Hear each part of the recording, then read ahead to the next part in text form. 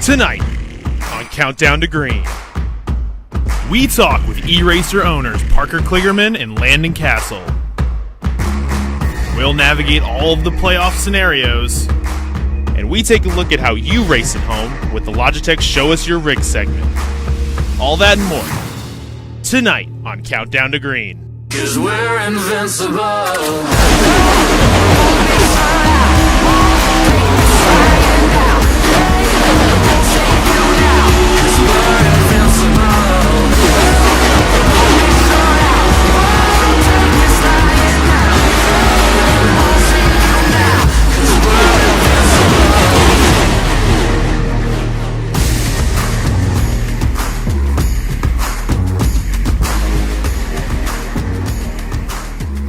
Hello and welcome to Countdown to Green. I'm Camille Salazar-Hadaway, and joining me as always we have Alan Cavana and Blake McCandless, our analysts for the night. How are you two doing? I'm doing great. We set the playoff field tonight out of all places, Darlington. The track's so nice, they nicknamed it twice. I mean, so much I can say about Darlington, and this is the place we get to settle it all and get a playoff field. I love it.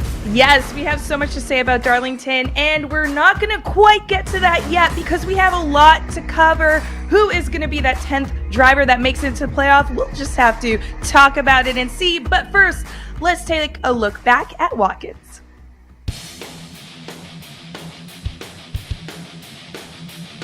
The pace car going to dive off it in this time, though. It is Bobby Zalenski's field to control as we say, let's go road racing at Watkins Glen.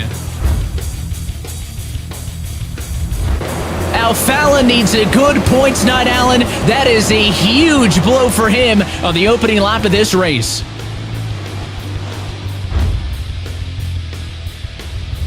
Mitchell again looking to the inside. Does he make the dive? He does. Going for the race lead on lap number 8. But Zelensky to try to use that runoff, and they'll go side by side to the S's. The 18 car maybe just a nose in front. Battle for the lead going into the bus stop. You have Zelensky, DeYoung side by side. DeYoung gave it up, but geez, he was looking to the outside to try and pass into the bus stop there. DeYoung looks like he wants to make the move again as we go down this long hill into turn 1. He looks like he has the position, but he's done this before. Tight by the 18. He swings wide.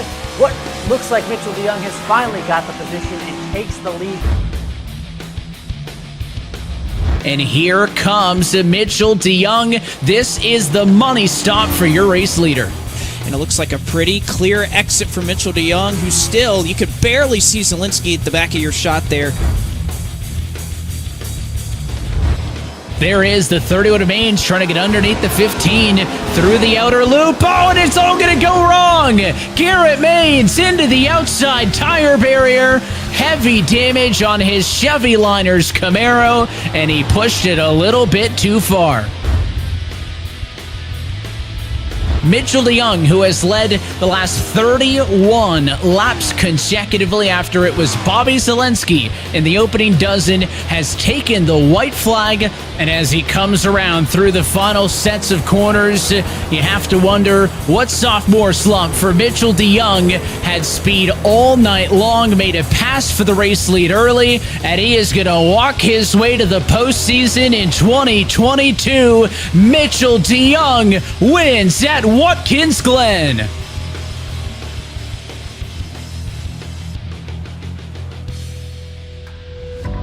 Well, it was pretty clear that Watkins Glen was all about Mitchell DeYoung. I mean, how did that really go down, Blake? Like, what were your thoughts around that race? Well, it was a great race. It was really hotly contested, and obviously it was pretty straightforward for a lot of these drivers. It was one stop. We didn't have any yellow flags, but I think that is going to make everybody have to think outside of the box tonight. I think a lot of drivers went in kind of knowing that it was going to be this slugfest between very strong road course drivers, Mitchell DeYoung, Bobby Zelensky, Graham Bolin was obviously a part of things as well, but I think that's really allowed these drivers that are in a lot of the situations and must-win situations that we're going to talk about about tonight, that they have to think outside the box. There's going to be opportunity here at Darlington to use pit strategy, to use some different lines of thinking to be able to try to get a victory tonight. And again, you have nothing to lose because you're either in or you're out after tonight. You're either in or you're either out. Alan, one race changes everything, right? It really does, and that was the beauty. That's what Watkins Glen showed us, in case we forgot, right? We weren't hearing much from Mitchell DeYoung throughout the season. Wasn't going to make the playoffs, wasn't going to compete for a title, but then what did he do? Leaned into his skill. One race, one win, one dominating win, changed everything, and now he is going to race for a championship. Every driver eligible still tonight to do that similar thing needs to remember that. One race tonight can change an entire season. No matter what you've done up to this point, you get the checkered flag. Who can lean into their skill tonight? I think a lot of what we saw at Watkins Glen, that sentiment can really lean into tonight and fill out the playoff field. Yes, and these drivers are really just trying to get into that playoff spot. So we got to talk about the points. Where do these drivers stand? That is going to be one thing that is very important, Camille. We're going to be looking at these point standings all night long, and as you can see, those 9 drivers on the left-hand side of your screen, they are locked in with a win into the postseason. All 9 drivers, Steven Wilson down to Garrett Lowe. But, of course, tonight is about that 10th spot, that question mark down there. Who is going to fill that slot right there? And these are several of the drivers that we have that can do it. You see, right now, Bobby Zielinski has that 10th spot on points, but he has Zach Novak, Blake Reynolds right on his heels. You could even make an outside case maybe for Corey Vincent, but he'd need a miracle to make that happen. And as you go further down, many of them must-win scenarios. They have nothing else but victory lane on their mind to make these playoffs. 18 drivers with that one chance to get in on the playoffs. But let's talk about the teams, Alan. Yeah, let's not forget the team standings go all the way through the end of the year. So still a lot of jockeying going on, but you can see those top 4 teams, Stuart Haas, Exet, Jim Beaver, and Rise, they've really separated themselves from the field. So maybe it'll be those 4 going all the way down to the end for that team championship. But what's really interesting, 4 of these teams that you're looking at in the top 10 don't have a current playoff driver, which is kind of odd, but Jim Beaver, Rise, Joe Gibbs Racing, Team Dillon, teams without playoff drivers, but still the team aspect of this all and winning that title, that is still available for a bunch of these teams, and it's going to come right down to the final race. It's coming down to the final race. We are getting closer and closer to it, but it's only right that we check in with the drivers. We like to do spotlights on the show if you've been watching throughout the series. And Alan, you have a couple of drivers to sit down and talk to. Yeah, we're hitting up the team E-Racer this week, and we're going to talk to both of those drivers and their owners coming up. But let's hit on the drivers. We're going to start with our friend Derek Bordeaux, who is joining us here. First of all, Derek, you're one of the international drivers in the series. What is that like? Yeah, it's pretty cool. I like being an international driver. Especially now that there's pretty much only Canada. Before there was a Christian, an iRacing employee now that was from England. But now it's pretty much Canada that's the international drivers. There's nobody overseas and whatnot. But yeah, I'm from Montmagny in Quebec in Canada. I'm French native, and it's fun. I'm very good close friends to Dylan, another international driver. So we talk pretty much on a daily basis, and it's different. Especially just like real NASCAR, you don't really see a whole lot of Canadians. You don't really see them do good. So with Keegan, winning last year, I think that was pretty good, to be honest, for the whole national drivers. And there's not really a whole lot of interest from the Quebec oval racers. So I would like to see that. One of my Quebec friends, I guess, or someone just maybe a 10 tie. There was Bergeron, but he's very good on dirt and whatnot. He's trying to come back, but it would be fun to just have another, because like I said, it's me in Quebec, and then there's 3 of them in Canada, and they're all in Halifax and Nova Scotia, so it would be fun from somewhere else on Canada, or even somewhere else in the world, to be honest. I love that Keegan connection, though. At least we can call him a champion. As for you, what do you do in your free time when you're not practicing and trying to get that trophy? I used to have a job. I went through some personal stuff the last few seasons. I mean, I'm pretty much in 2018 when I was in the series. I pretty much had to stop because of personal stuff and medical stuff and all that stuff. So I pretty much just took a break from all that, and I just play games, to be honest. Right now, I don't really have a job at the very moment, and away from this, I'm just playing games, watching movies, going to the racetrack here. We're literally 5 minutes away, Montmagny Speedway, pretty much one of the only Quebec oval track that's remaining, which is sad. But yeah, just do that. I'm trying to maybe get into golfing right now. I don't know how that's gonna be, because that's a very hard sport, harder than pretty much everything I've ever had to do. But yeah, that's pretty much what I do. I'm a motorsports enjoyer, movie enjoyer, racing. I don't really official race too much as well. And a gamer.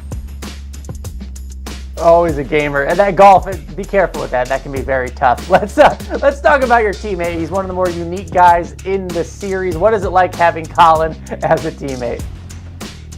It's cool. It's cool. He's a real funny guy. Back when I was, I swapped team from Dead Zone to Ryko, but when I was at Dead Zone, and even he still comes around the Discord and whatnot, we talk a few times a week, I guess. But he's a very funny guy, and he's cool. During the races, it's just, I don't know, when I see him, it's like, oh, hey, there he is. Hopefully, just wishing the best for him, and just wishing that we just make eRacer proud. I love it. Good team you guys got going there. Derek, thank you so much. Thanks for representing Canada, the international side. Let's talk to the other half of eRacer right now. We just heard Derek's thoughts on his teammate Colin. Let's hear from the man, Colin Bowden. Colin, we know you for the mullet. Let's start there. How did the mullet come about? So believe it or not, like all through high school, I had a shaved head. Like I didn't like messing with my hair or anything. I had it shaved, and then just started like 2 or 3 years after I graduated, just started growing it out. And I didn't grow the mullet until like 2019. So we didn't start we got Colin before 2019, and then we got Colin after 2019. And that boy is pretty fierce because this thing does all right. It's kind of action play into, but I enjoy it. Never a dull moment in the 69 camp. Before mullet and after mullet. Let's talk about your setup. How do you choose what's on the television behind you? People love watching your cam. Whatever sports is on Tuesday is usually what I would have on the TV, especially when college basketball was going on. We are a avid sports gambler. We throw some decent money around at it, and we've not had the best of days, and we've had some good days. So if there's a sports game on and we got money on it, we're gonna be glued to the TV, because I mean that's like doing drugs, man. I can't get enough of that. What do you like to bet on? That can be costly. Oh man, my favorite thing so before this year, my favorite thing to bet on was the NFL preseason unders. Those were surefire heaters. They would have hit almost every time. Now this year, I don't think one of them has hit, Mike. And the DraftKings on racing, this is probably my worst year ever. Not having a good time there. But if I had to choose favorite one, I think football, especially NFL, and that's getting ready to start next week. I mean, if you tuned in if we raced on Thursday or Sunday here, you would see nothing but Red Zone on the TV, because we are peeled to that thing, holding on to the bet slip. You've got the mullet. The Steve Kinzer shirt is awesome, but I gotta ask about the Jack and Coke. Does that help? What's that about?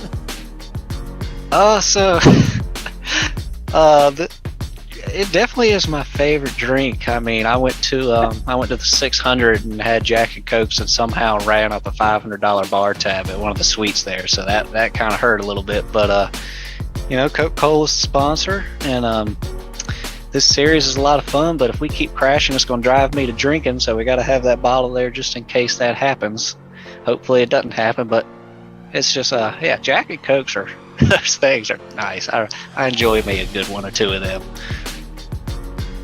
I didn't think it was possible to get more unique than he already was, but Colin, I just learned a lot about you, buddy. Good luck tonight. Team E-Racer, Camille, what a pairing they have. I know. What a pairing. Yeah, $500. That's a lot. But I love that Colin just embraced his hair and just made it grow. And now it's like so unique, stands out. And Derek, repping the Canadians. I love it. But now it is time for everyone watching to rep the rig. This is Show Us Your Rig, brought to you by our partners at Logitech. This is where you get to show us what your rig looks like at home. The first one, 23 swimwear. Nice and professional. Love the gloves. Big monitor. Not bad at all. Yeah, you got the one on top, and then this is the whole surround. You got the NASCAR rim right there. NASCAR switches even up there. That's like a real cockpit right there. That's cool. Wow, look at this. The sound. What do you call that? I love that steering wheel. What do you call that? Yeah. Jason, McLaren? You are doing really well. He's got an open wheel rim right there. He's got the bricks behind, so that's a very soundproof room. Maybe has some neighbors in that apartment back there. Yeah, you don't want to get the neighbors mad. Jake here with the blue lights. Gotta love it. Nice. A very nice and sleek setup here by Paul. I was about to say very clean room. Not a lot of clutter there. Yeah, good cord management. I know that's big in the community is people like Matthew, caring about those cords. So that's good. Wow, this one's pretty. This one is very pretty. And looks comfy too. Look at that headrest. I was about to say the headrest, very underrated part. Not a whole lot of people take that into consideration with their rigs. This one's fairly simple, I would say. Yeah, Ferrari wheel there. Not a lot of space with that keyboard and the wheel. That makes it pretty accessible, I would say. All right. I like the shifter. Good job. Yep. And then this one here, obviously, Corey Vincent, no stranger, sharing us that, kind of angry. Kind of setting the boundaries with the other players as we head into the race. Yeah, and I would say Corey Vincent, this is tough because he's on the playoff bubble right now. That kind of incident last week hurt him quite a bit. But, Corey Vincent, none too happy right there. And Alan Bose did apologize. And, I think this is all the message that we need right here, Alan, for Ray Alfala going into tonight. Yeah, Ray Alfala has to get into the top 20, and his storyline telling everybody, get out of my way. That's the message tonight for the rest of the field. I love it. That's the message for the drivers, but everyone watching at home, don't get out of our way. Please send us your rigs using the hashtag eNASCAR, tagging both NASCAR and iRacing. We love to see them. And we also love to see Alan sitting down with the team owners that are behind some of these teams. As Alan mentioned, eRacer is our highlight today. So, Alan, who do you have?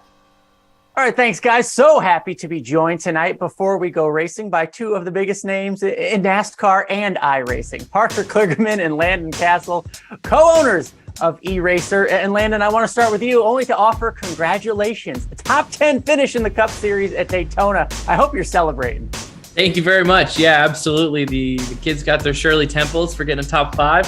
So Castle kids get excited about that. It was cool to see to put the 77 for Star Motorsports up at the top there in Daytona. Yeah, big week already. Let's see what your drivers can do tonight at Darlington. But Parker, let's start with you and your way working back into the Coke Series here in the iRacing world. What brought you back in 2020? I just love this. I love iRacing. I love the idea of like a premier, level series for all these sim racers to aspire to be in, right? And I just think that iRacing has had such an amazing ability and power that sort of for a while was untapped until, what we saw in 2020 during the pandemic, which was connect sort of these, young, interested racers and race fans to get a chance to really experience the sport at a high level and maybe, potentially build that into being a real career, right, in the real world. So I just think it has the power to break that barrier of entry, and we've continually seen that. And to me, the eNASCAR Premier Series is sort of like the halo portion of that, right? Like to be like, this is the top of sim racing, and from here, maybe the next step is the real world. Landon, what led you to join up with Parker as a team owner in all this? Well, Parker and I always raced on iRacing together. We have similar career paths in the real world as well. So we're just good friends. And when we formed eRacer back in 2020, we were really just trying to entertain people that were bored during the pandemic. And we wanted, ultimately our ethos of eRacer is to merge the two worlds. You bring the real world aspects of racing that we love to the sim world and do things that in the sim world that you can't or won't do in the real world. So we felt like we've done that by creating incredible events like the Firecracker 400, which is essentially like a motorsports tournament with 500 people trying to attempt to make a starting field of 40 plus cars at Daytona. So it was really cool to kind of go through that journey with eRacer. And for me, iRacing is near and dear to my heart because I've been on the platform since it was established. I still use it to this day as a training ground. I've been working on my road course racing earlier this afternoon. So I love the platform and I love racing on iRacing. Yeah, should we let them in on the little secret that we both we have weekly test sessions on iRacing going to certain tracks that we do of us. Yeah, it's a little, I guess we let the secret out, but yeah, to that level of like what iRacing is to us as real drivers, I feel like is that we use it weekly. Like, I mean, it's something that we're doing all the time, and it might not always be, just to learn a track or that sort of thing. It might just be one small thing that we want to focus on as drivers that we're like, hey, let's go try that on iRacing and see if it works. Let me know on the secret. I mean, Landon, you just got a top 10. Parker, you won a race earlier this year on a road course. Does iRacing play into any of that in terms of laps, just reps, what have you? Absolutely. I mean, it really does. And like Parker said, every week is different, and think of it like training and a test plan for us at this point. For some tracks like Mid-Ohio for Parker, I know that he has certain corners at Mid-Ohio that are high value corners for him. So, he used iRacing to really train his visuals and his braking points and everything for those particular corners. For me at Darlington this week, there's a certain way that I want to drive turn 1 and 2. I'm not saying it's the only way to drive turn 1 and 2. It's not the only way that I'm going to drive turn 1 and 2 this weekend, but it's a skill that I want to be able to have. And I'm going to use iRacing and have been using iRacing this week to hone that skill. And Parker and I use data in iRacing to be able to review, compare with each other. And a lot of it is very comparable. It's not the same feel as a real race car because you're not in a real race car, but you're in a virtual race car that's based off of the real thing. And you would be surprised how accurate all of the inputs can be. And just to add on to that point, the thing you're talking about is something you may have let me in on about a year or two ago that I practiced on iRacing and used in the trucks, and we won a stage this year and went up front. So it still works. Awesome. But and as he put it, for Mid-Ohio, like for me, the road courses, it's an invaluable tool because we get 20-minute practice. So I go on iRacing, and especially if it's a place I've been to, I can, correlate it so well that I know what I'm looking to work on, what breaking points, that sort of thing, and then have them match up so well. It's just, it's invaluable, and it's something that I think, as we look ahead for race car drivers, it's just going to be something that's, almost mandatory that you focus on and do during the week to get ready. Great perspective. Any plans for you guys in the iRacing segment of it all beyond 2022 for eNASCAR? Ooh, we'll see. I don't know. What do you think, Landon? I think we need to fire up the Firecracker 400. Yeah, we do. We need to do that. And I think on the eNASCAR side, we've basically been here since the start and no intentions of leaving anytime soon.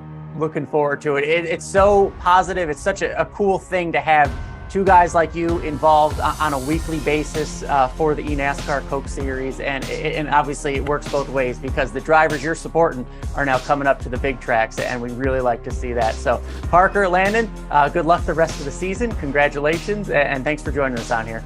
Appreciate it. Hopefully we're in victory lane after this. Camille? And the drivers are coming up to the big tracks. Blake, you got to take us through this big track, Darlington. We certainly will, Camille, as we'll pull it up right here on our graphic. And I think what Landon and Parker were talking about there was so invaluable. There's so many different ways that you can attack this racetrack. You can see working into turns 1 and 2, 25 degrees of banking, and especially here with the updates in iRacing, these lanes have really opened up. But in 1 and 2, for the most part, you'll see them enter very low. You want to run right up against that outside wall all the way through turn 2, down the back straightaway, and into 3 and 4. This egg shape is unique, of course, to this racetrack. And in 3 and 4 tonight, Camille, I think you're going to see drivers really expand here, looking for clean air. You can run all the way on the bottom of the track, or you can go all the way to the top and collect one of those Darlington stripes that we know is oh so famous at this racetrack. But at 3 and 4, I think, is going to be where you're going to really see a lot of experimentation. Such a fun challenge here at Darlington for these drivers. A fun challenge indeed, but it comes back. There are 2 scenarios to winning tonight. Blake, let's talk about the first one. Well, the first one's pretty obvious. If you're Zielinski, Novak, or Reynolds, you can see that star next to their name. That is because they can get in on points. So if we have a repeat winner tonight, they have the opportunity to qualify in on points should they not win themselves. Everybody further on down, Corey Vincent all the way down to Keegan Leahy, it is pretty simple. They have to win as they are in the top 20 right now. So any of those drivers win right now, they will be locked into the postseason. Alan, there's the flip side of it. Yeah. The whole flip side of some of these drivers need a little bit of a miracle. Taylor Hurst, Ryan Luza, Ray Alfala, Alan Bowes. You can see those drivers there. Not only do they need a win, they also need to be in the top 20 in points. So you can see a guy like Liam Brotherton, even if he gets a win, he still has to vault himself into the top 20. Now, the star there for Ray Alfala, he's done the hard part. He has a victory. He is 13 points out of 20th place. So he could change everything by getting in the top 20 and then making the playoff. He's already got the win, but most of the guys on that list need a win and a whole lot of help if they want to get that final playoff spot. Speaking of drivers, guys, that do not have a playoff spot currently, some breaking news from the field. Tonight's pole setter is the defending champion of the series, Keegan Leahy. He has not had the season he's wanted, but he is on the pole tonight and absolutely needs a victory for his 2311 racing team. If he wants any hope of defending his title, he's on the pole tonight. Well, I feel like Derek might have talked that into existence, backing Keegan and repping him. But let's talk about the picks. This is my favorite part because we get very competitive here. These are the points. This is where we stand. But let's start off with Blake, your pick. All right, so of course, representing Brandon Cattell, again, we continue to wish for his good health here tonight, but I'll be representing him with this pick, and he's going to go with somebody that would be a real game changer if he were to win tonight, and that is your 4-time defending champion, Ray Alfala, making his way out to victory lane tonight. Darlington is one of those tracks that it is old school racing. It is slick, it is tough. Ray Alfala, I don't know if there's anybody better suited to get it done in a pressure-like situation like tonight, so Brandon Cattell going with Ray Alfala. All right, gotta love it. Yeah, that'd be huge. And Darlington, lends itself to the best. I think the checkered flags. Michael Conti has 2 checkered flags tied for the series lead. I just have a feeling tonight that maybe he goes out there and gets another one kind of off the board. I like it. Conti for the win.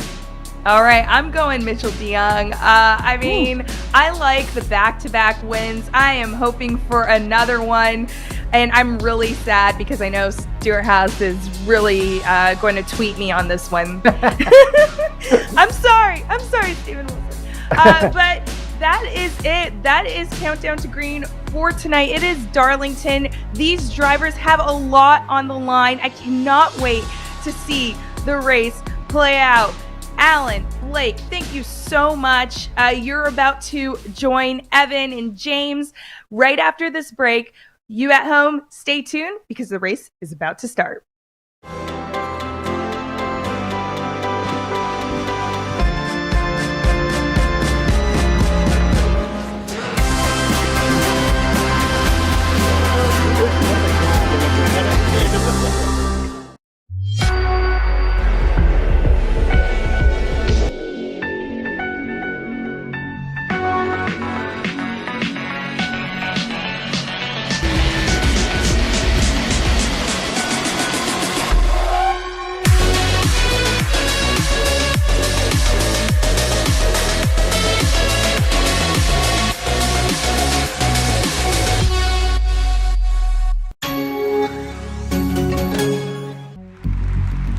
Gonzalez here. The number 23 car could be about to make history. Down the back straight, pacing away for the 70 car.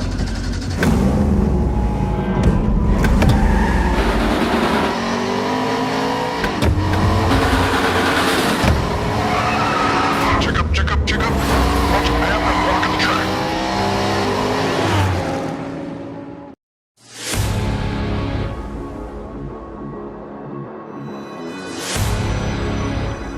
You wanted the best, you got them for abreast. Often imitated, never duplicated. The greatest show on dirt, the World of Outlaws!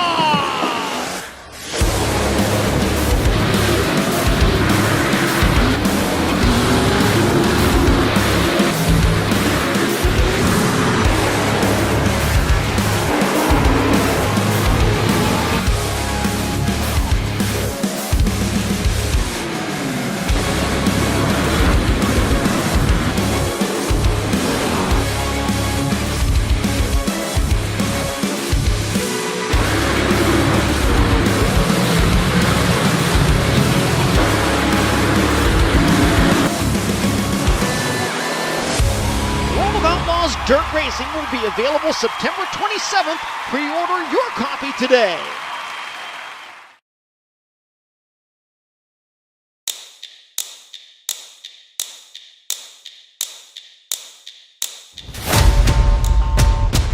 Drivers, start your engine! The countdown is over. The regular season ends tonight. My expectation of making it a championship for it. I want to win the Chase Championship. Ray Alfala, it's for sure a threat to the competition. I'll draft my grandma for the championship for sure. And if you can't go, get out of the way. Tonight, we answer the only question that matters. Who's your spotter? Definitely need to fire them. Come on, man! I didn't think you stupid. Nice job! Unbelievable. Let's go! Finally! He's not going to freaking lose that race. Who is in?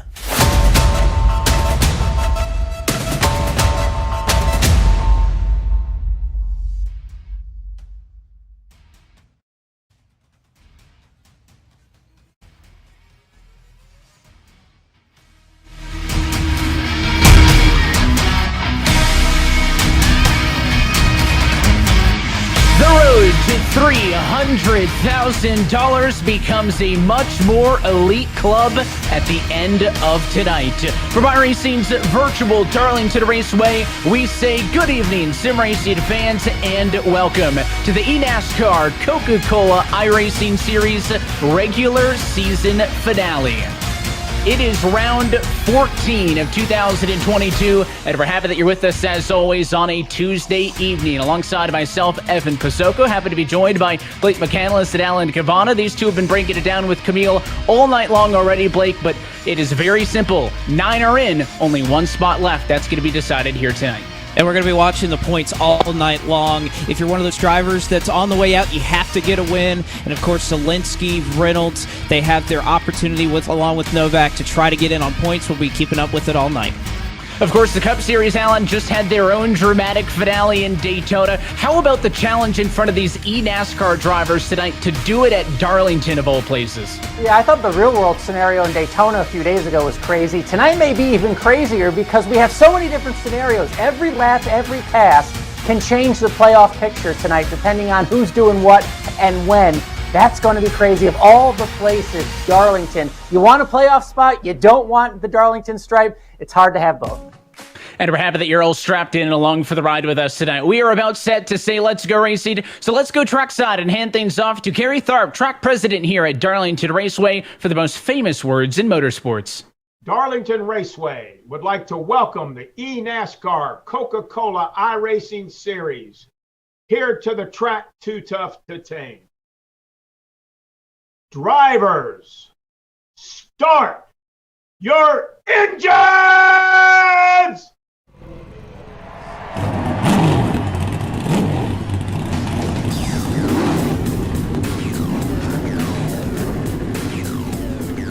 And we take a look at your Coca-Cola starting grid for the first time this year. The 2311 racing to 45 of Keegan Leahy on pole position alongside the Joe Gibbs Racing number 18 of Bobby Zelensky. Matt Boos already knows that he's into the postseason. His Mode Motorsports 75 going to be alongside the Elliott Sadler Esports number 2 of Liam Brotherton.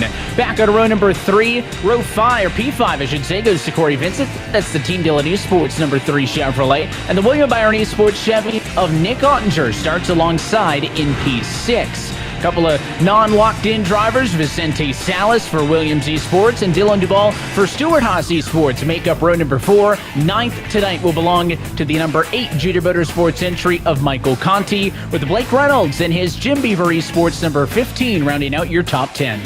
See Stephen Wilson for Stuart Haas Esports. He's locked in 11th. Briar LaPrade, long shot for Junior Motorsports tonight. He'll start in 12th. Mode Motorsports, Cody Bias, he'll start in 13th. And Mitchell DeYoung, your winner from last week, he doesn't have much to worry about for the 14th starting spot. Taylor Hurst, an outside points chance tonight. He'll start from 15th. Rise Esports' own Jimmy Mullis will start in the 16th position tonight. Dylan All, a solid run for that Coke Zero Sugar machine last week, will start in 17th. Blade Witt will roll off from 18th for the Wood Brothers. Starting 19th tonight, Kyle Peddle for Space Station Gaming, and Logan Clampett, William Byron Esports, will round out your top 20. And that takes us halfway home. Row number 11 is going to see the Space Station 55 of Alan Bose alongside E-Racers Colin Bowden. Ryan Luza repping the set in the 4-car, going to be on the inside of row 12 alongside the Letard Esports entry of Brian Mercurio. Then one of your playoff drivers, in fact 2 of them, Femi Olat with the Clint Boyer Racing gang along with the Wood Brothers 21 to Garrett Lowe. They're both back on lucky row number 13 this afternoon. Donovan Strauss for Williams alongside E-Racers Derek Bordeaux at row 14. 29th tonight goes to the Charlotte Phoenix's Colin DeKeister and Parker Retzlaff. It is RFK Racing number 6 in 30th.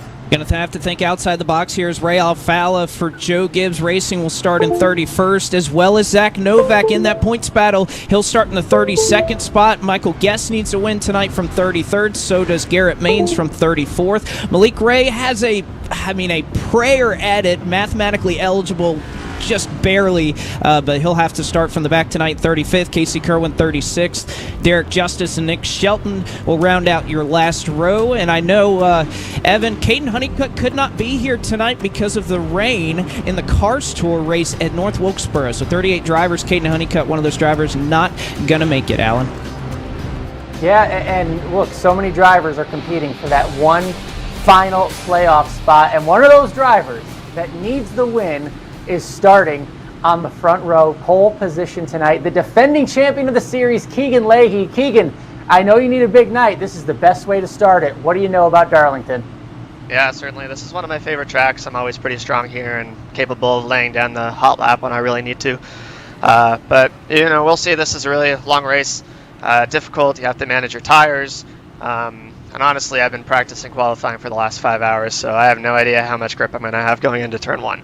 But hey, let's be honest. This is not the season you've wanted, but you can throw all that out tonight, and it changes one race and one position. How do you put it all behind you? Yeah, that's the same thing that happened to me last year. I won Bristol right when I needed to, and got me into the final race. So, I'm going for it. It's first I'd like to have a decent points result anyway, but first is on my mind tonight, and that's what I'm going for. Let me say hi to the people watching back home. I don't get to say hi to my biggest fans, my grandmother, my dad, even my university professor, Tom, likes to watch my races on occasion, so hi to everyone back home. Thanks to Virtual Racing School in 2311.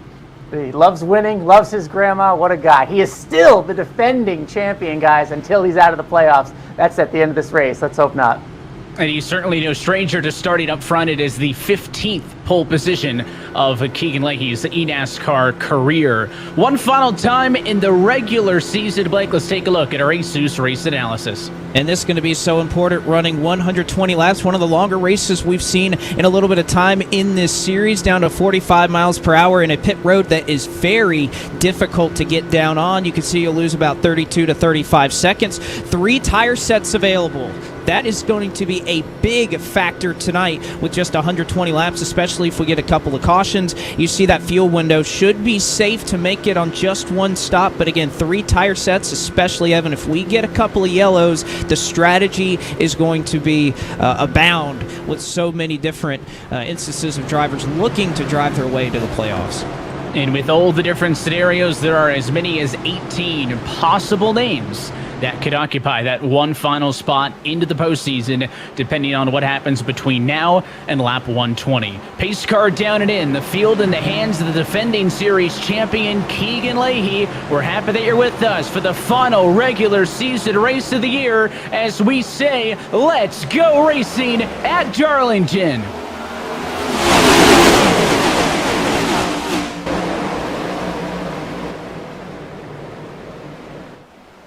Already side by side for the lead, the inside pays out. Leahy clear of Zelensky as they race off 2.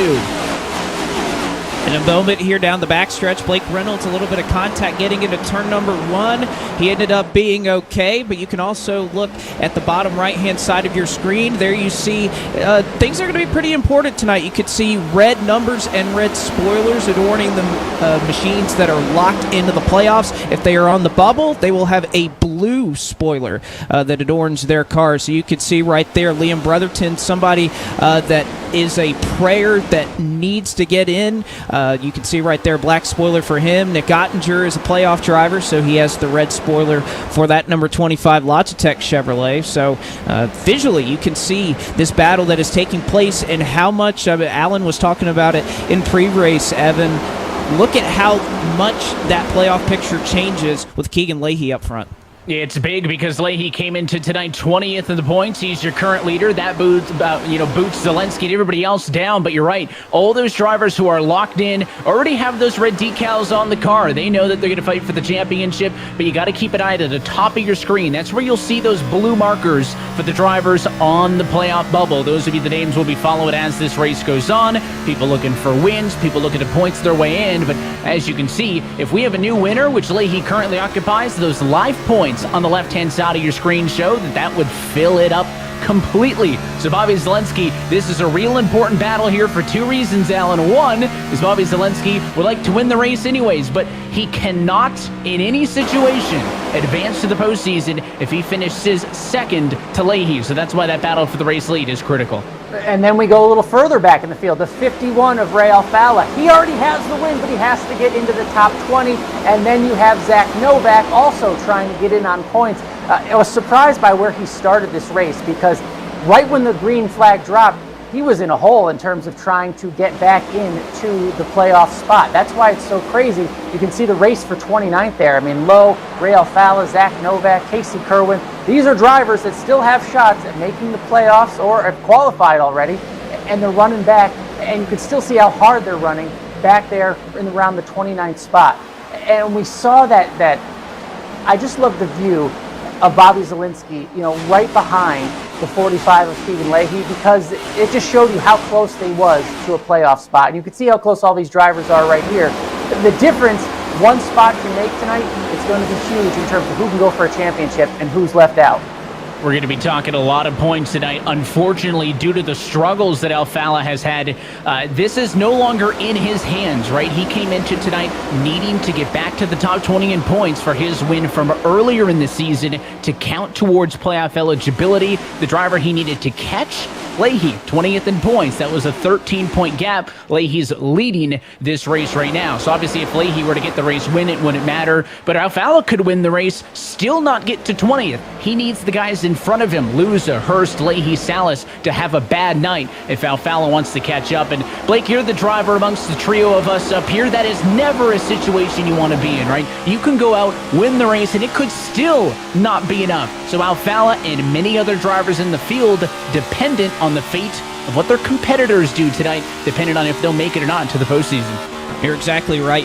That's something that you never want to be a part of, is having it out of your hands. But what you do have is in your hands right now. You can make decisions that are pertaining to this race. Alfala way in the back right now, and you were just mentioning that a win may not be enough. He's got to be thinking must win at this point. So Granted that he started at the back. What can you make up on pit strategy? Maybe you could try a 2-stop strategy while everybody else may be going to go with 1 stop. You got to start thinking outside the box, because a win is the only thing that matters for him. Or if you're even thinking about not making the playoffs, you got to think points, because you have to retain your spot in the top 20. You don't want to go down to the Contender Series, I'm sure. So that you have some mixed agendas here and a lot of things to consider.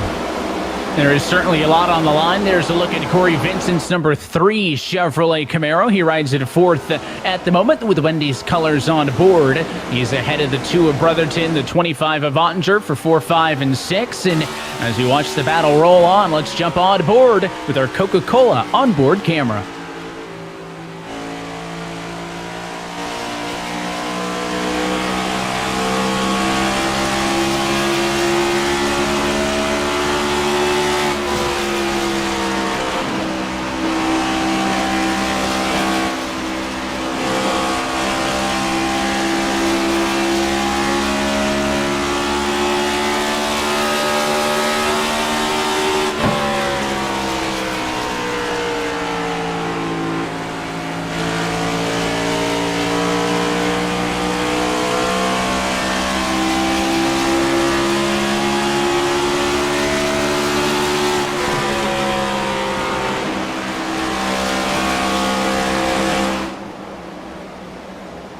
Corey Vincent doing what he needs so far tonight. Came into this evening 13th in the standings. He could either both points or race his way in. Still needs a little bit more in the live standings, but is off to a good start running inside of the top 5. Want to bring in now the 4th member of tonight's broadcast team. James Pike is always with us on Pit Road.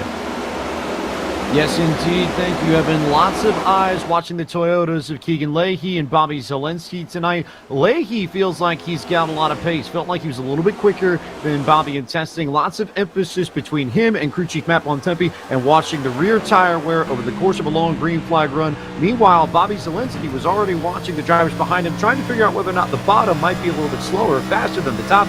Didn't feel like there was much difference in pace. Strategy from that 18 team that they may try and leapfrog. We'll see whether or not they jump ahead and shortcut short pit. We'll see how it goes, but we'll watch those two to see if maybe he can gain track position with a little bit of pit strategy. And that's a great visual from the passenger seat of Zelensky's car right up on that outside wall, Alan. This 2-car duo up front of Leahy and Zelensky is a battle for wins that we are no strangers to. Leahy has won a race in the last 4 years. Still looking for one tonight. Of course, Bobby Zelensky, his most recent race win in this series, right here at Darlington last year when this race was the playoff opener. And look at the gap that they're growing from 3rd on to back. There is nobody, I think, in the garage that's surprised. Keegan Leahy and Bobby Zelensky are 1-2 and running so strong right now.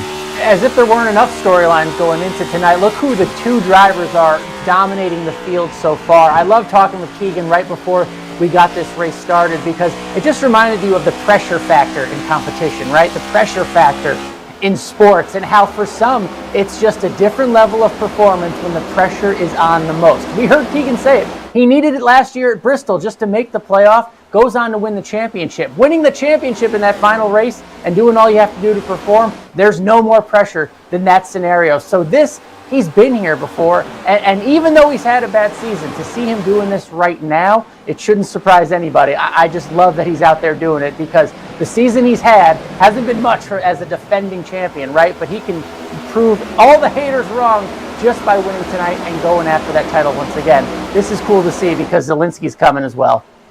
And with an 18-race calendar, we don't always, get to visit a place like a Darlington multiple times, Blake. So some teams, in the spirit of treating this as throwback night, and how about the gang over there running the Travis Pastrana throwbacks, and you're taking a look at what's on board the 15 of Blake Reynolds right now. That entire Jim Beaver Esports team running some Pastrana-inspired rides, and that's one we've seen through the years on the NASCAR national ranks. Certainly so, Evan. That is a scheme that has really popped out to me ever since we saw this starting grid. I mean, that is an incredible paint scheme, and of course, fitting that it's with a driver that is right on that playoff bubble who is trying to fight his way in on points and doing a solid job right now in 11th. But that General Tire machine, I mean, my goodness, the colors on that really pops out. And of course, you look on back, it's not just Blake Reynolds sporting it, the big green egg machine, also a Travis Pastrana throwback. So a lot of great creativity from a team that, as Alan has well chronicled, is doing very well in the team standings right now, but at least for the moment, trying to get at least one of their playoff drivers into the playoffs. Yeah, the fact that they are so good as a team, average points across both of their drivers, but without those wins, no representatives as of the moment in the playoff grid as we close in on 100 laps to go here at the track. Too tough to tame. Nothing too crazy yet. In fact, your biggest mover inside of the field is Casey Kerwin, +6 down in the 30s. So not a lot of passing up at the front of the field. Drivers obviously fighting the racetrack a lot more here than you do at most of the circuits where you're dealing with draft, and certainly it's an issue. But I mean, Darlington is a lot more about driver versus track, Alan, than maybe some other racetracks on the circuit of a similar size. Absolutely, and we can see that as we watch Dylan Duval make some laps here. It's because the best way around is also the most dangerous, right? It's the most detrimental when you go in low but then swing high. That's the best way around Darlington, being so close to the wall that you get that stripe. But sometimes if you're getting that stripe, that means you're doing it right because you are the fastest way around. But not every track is like Darlington. So as cliche as it sounds, you have to race the racetrack, right? You have to focus on hitting your marks in every corner, being as close to the wall without hitting it if you want the fastest lap around. Because once you hit the wall, once the racetrack bites you, that's when the other cars start going by. So the first focus is racing the racetrack and then worrying about the competition behind you. That's the only way to find the success tonight.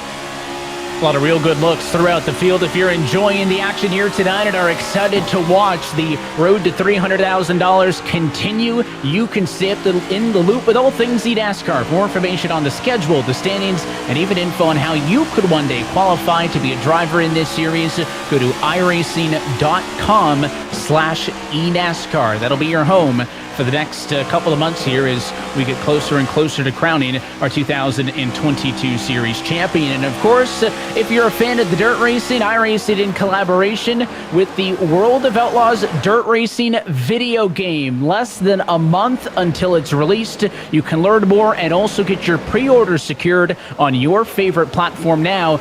Visit worldofoutlaws.game.com for more information, and certainly excited. I'm sure a lot of the drivers in the field here have dabbled in dirt racing here we have on the iRacing service, and might just do that on their consoles at home, as that was Leahy getting a Darlington stripe. Can't tell you if it was his first of the night or not, but that was definitely a bit of a kiss to the fence in 1 and 2, Blake, and visibly Zelensky much closer now as he tightens things in from P2. Yeah, Keegan Leahy very lucky that he went up there, got the stripe, and wasn't glued to the wall. He was able to pull it down relatively quickly, and that's one struggle about Darlington, Evan, that even sometimes as you're waiting, you're putting pressure on that car in front of you to try to make a mistake, and you saw Leahy right there, got a little bit loose in front of Zelensky. He got a little bit loose, but he was still able to maintain position. That is why Darlington can be so difficult here. As you ride along there, bottom right-hand corner of your screen, you see Jimmy Mullis, but Leahy, very fortunate that he did not lose the lead, because again, that clean air so important here even up front. And that's what we were just talking about with racing the racetrack, right? If you're Bobby Zelensky, you can pressure Keegan Leahy and watch him make a mistake, right? You can wait on Keegan Leahy to make a mistake, and as long as a driver like Zelensky can be consistent and race the racetrack, he'll get by the 45 if the 45 is making mistakes, as he's trying to do right now, going low off of turn 4, I believe. Going to try to get the run off of the corner, but the outside going to have that slight advantage in the banking, and Leahy going to shake off that first real challenge for the race lead that we have seen tonight.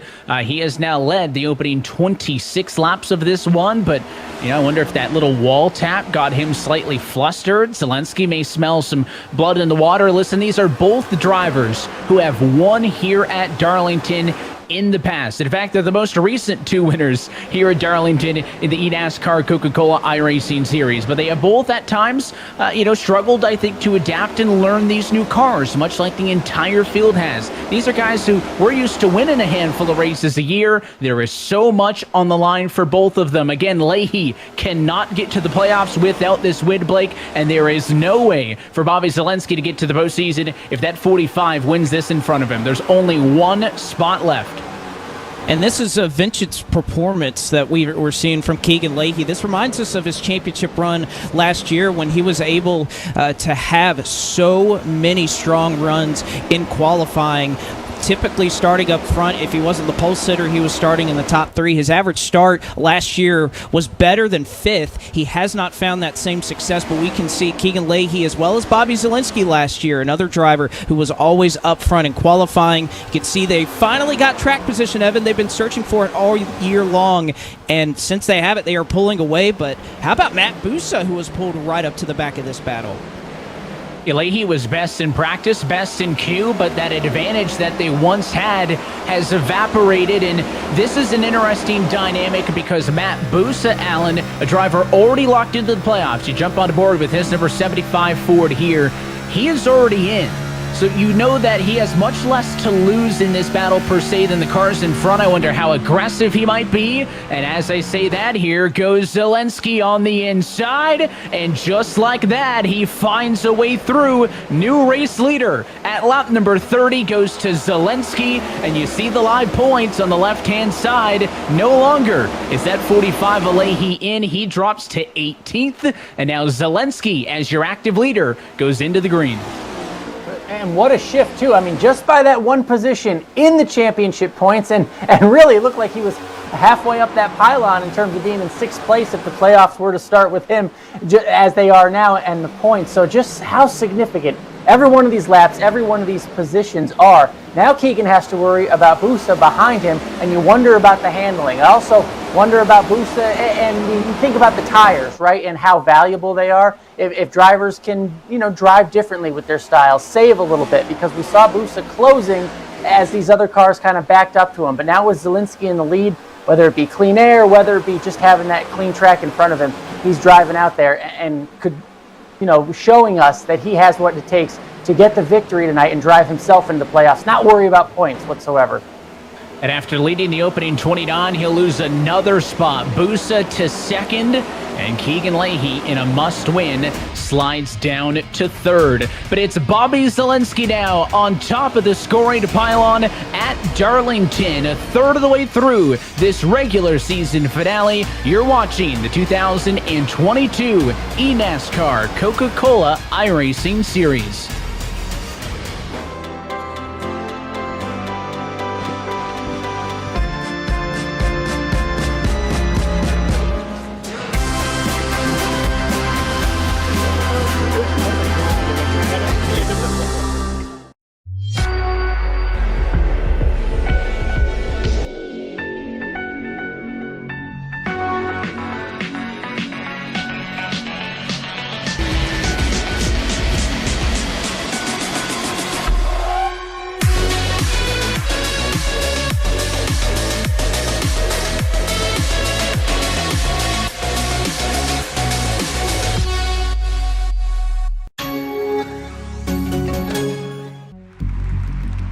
Here, the number 23 car could be about to make history. Down the back straight, pacing away for the 70 car.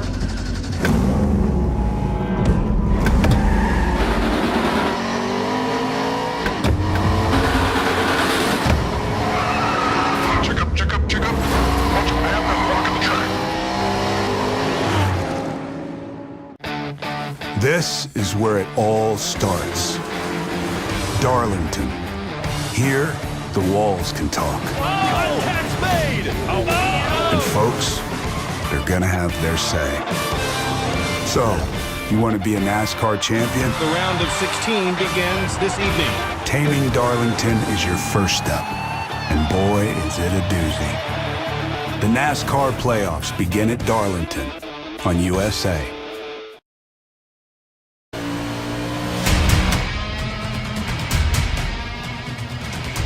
This portion of the broadcast is brought to you by Coca-Cola, the official fan refreshment of eNASCAR, and by Asus, the official PC and monitor of eNASCAR, and by Logitech.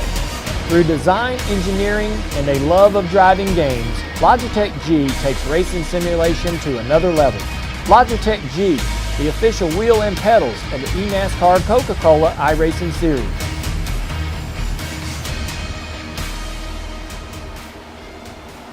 Nearly 40 laps in to tonight's race at iRacing's virtual Darlington Raceway, and it is Bobby Zelensky, leader of the last 8, as we jump into some of the action in the middle of the running order. Looking up to the 19 Vicente Salas, you're on board with Cody Bias. It's the fight for 11th and 12th position. And Blake, one thing we haven't talked about yet tonight is the fact that we're starting in this kind of late afternoon, early evening, and that sun setting behind the grandstands. The lights are going to come on, track temp, all that's going to change. Is that something these drivers need to be wary and aware of in terms of keeping up with those changes?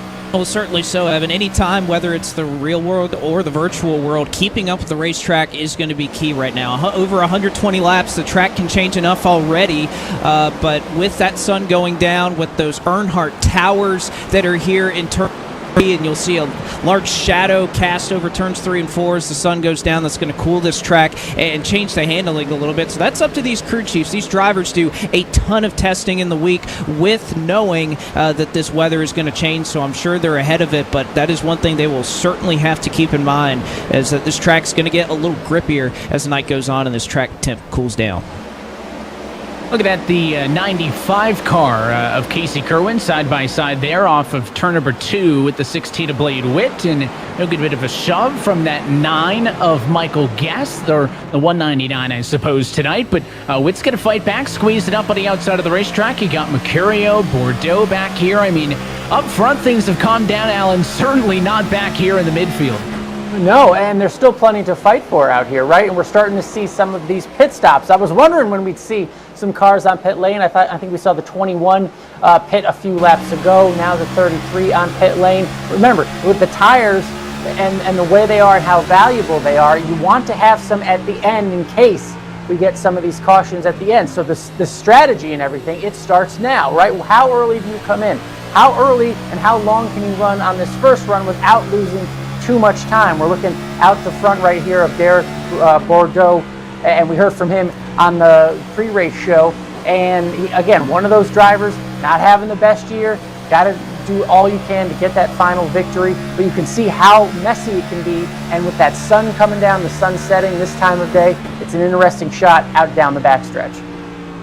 It is, and it's almost a daunting look right here. Where do you go? I mean, there's 4 cars on the bottom, 4 on the outside. Kerwin makes a step down, a bit of a touch there as there was contact with LaPrade and Mercurio, which almost got dicey, and more drivers headed to pit road. Liam Brotherton's in, Blade Witt, Derek Justice also on pit road. So when we talked about our Asus race analysis, Blake, it looked like if you went all the way on a fuel run, you could one-stop this race, but drivers coming in now, I would think this would be too early. Are they looking for a 2-stopper?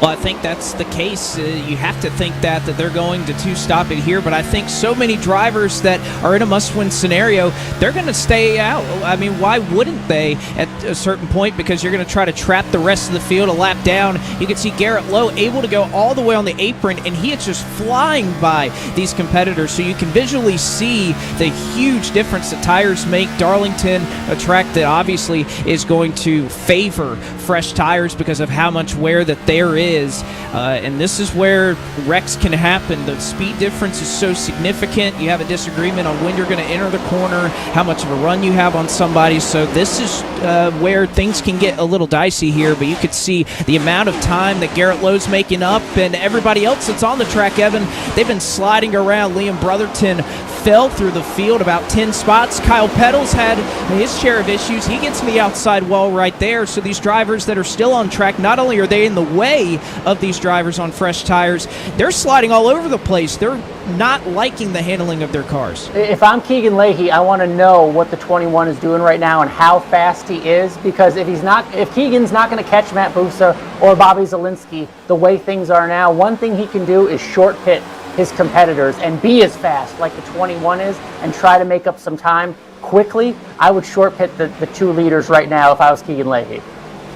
Every lap they take is further from the 1/3 distance marker, which is optimal for a two-stop strategy, and they get closer to the halfway point, which of course would be optimal for a one-stopper. But you saw Matt Busa get out of the way there, so Leahy, who once trickled down to third, is back up to second. Maybe a bit of a late-run resurgence if Leahy was able to hang on to some of it. And here's the group we looked at earlier: Zach Novak and Ray Alfalla. Alfalla not necessarily needing a win tonight, but needing to gain points on the drivers ahead of him in the standings. He needs to be at least 20th for his race win to count. The problem, Blake, is that even if Alfalla were to do that right now, say he gets into the top 20, right? All right, his win now counts.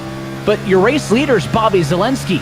We'd have 11 winners. Zelensky's higher than Ray in the points. He'd get booted down anyways. So, again, there's so many challenges that Alfalla's dealing with. He could go out there and finish second. Still, it wouldn't matter if there's a new winner ahead of him leading the race.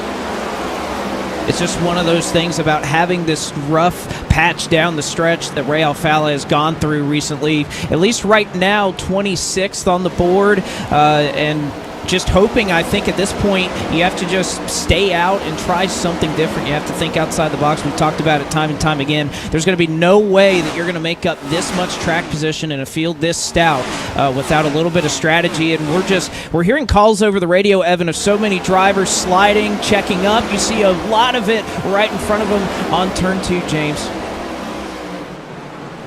When you can see the points on the left-hand side of the screen as Alfalla runs, still 26 below the cut to P20.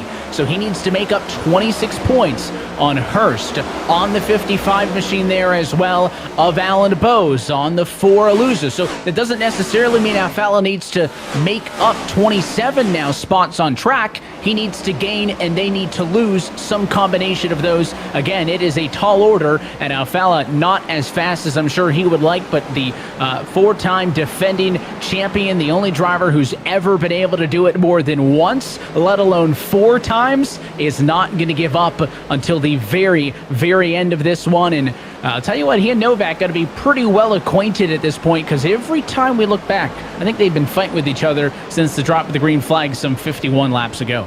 Yeah, and it's costing him both. Remember, Ray Alfalla started only 13 points out of the 20th spot, and him and Novak have been battling the entire race.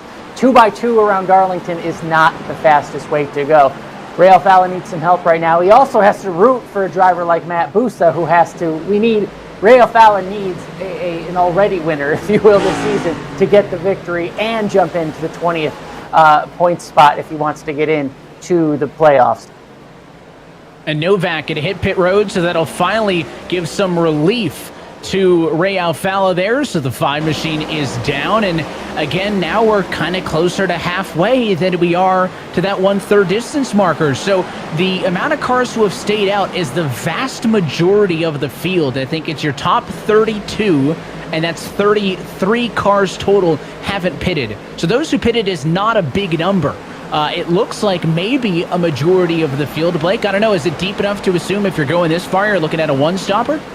Absolutely. I think it's only about 7 or 8 more laps that you'll be able to split this race perfectly in half. Now, you also have to watch if you're some of these top runners, if you're somebody like Keegan Leahy, who, by the way, passed Matt Busa and passed. But right now, James, we have Mitchell DeYoung on pit road. Yep, Mitchell DeYoung down pit road, just trying to find the pace of his teammate Keegan Leahy. Not quite as fast in testing, not quite as fast in this opening run of the race. So trying to pull notes from his teammate just to try and get that 23 for 23.11 a little bit faster. It's a big move there as he, again, bows out of this one, gets down onto pit road. One of the drivers already locked into the championships, and on a ton on the line for him tonight. But this is what I'm looking at, right? Zelensky was able to get around Leahy. He checked out, took off.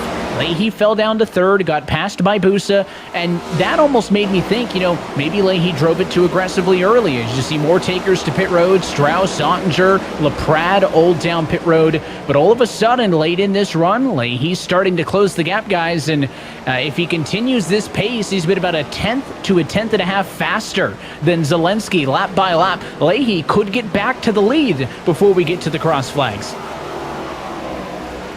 It's coming back to it. Whatever the 45 had in those first 29 laps, we're seeing it close up again. And it just gets all the more interesting now that we come closer to halfway. And who pits first, right? Who makes that decision to go down pit road? Because once we hit lap 60, everything changes.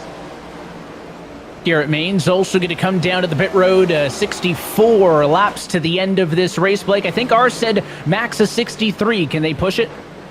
They certainly can, and I think that's what, if you're Keegan Leahy, you have the opportunity to do here. You don't have to go all the way to 60. You can maybe short pit Zielinski by 1, maybe 2 laps, but he would net with the lead, as you see Dylan Duval right there making his trip down to pit road as well. He was running up there in about the 7th or 8th position when he made his stop. But if you're Bobby Zielinski, I think the last thing you want, Evan, is to let Keegan Leahy get on pit road before you, because even if it's just a lap, Leahy will take the lead. We know how important that track position is. James Pike. Corey Vincent, the first of the top 5 drivers to come in for Team Dillon Esports. He's just trying to maintain his tires throughout the run. Yellow flag is out, though, and that is going to change so much of the strategy here. That is huge timing. Just as the 3 came to pit road, the yellow flag is out. And it looks like the issue may be with that 40 machine of Dylan Alt, another one of the drivers sporting the Wendy's colors. I think he got the biggie bag earlier today to get himself geared up for the race, but something must have gone wrong with him, and now that makes the decision very easy for your race leaders, because they're going to be pitting under the caution flag right next to each other, and it is going to be a real crowded pit road with a huge consequential set of pit cycles coming up. And now it's decision time, right? Who comes down? There's more sets of tires. We've seen drivers pit more than 20 laps ago. Will they come down now? Will they try to stay out front? This is interesting in terms of who's going to be out in front of this field now that we're halfway through, because so many drivers need a win. Well, let's see. They're going to make that dive off to pit road. Slow downhill roll, in fact, of 45 miles an hour. And they got to execute perfectly here. This is a situation where that number 1 pit stall for Keegan Leahy, Blake, despite the fact that he enters pit road second to Zielinski, that number 1 pit stall could be big here on the race-off. Certainly is big, but I think a lot of strategy, a lot of talk down there on pit road, James Pike. Yeah, lots of information from these drivers. Bobby Zielinski thinking that it's better to stay high and maintain the tire wear, make sure that he doesn't burn it up too much.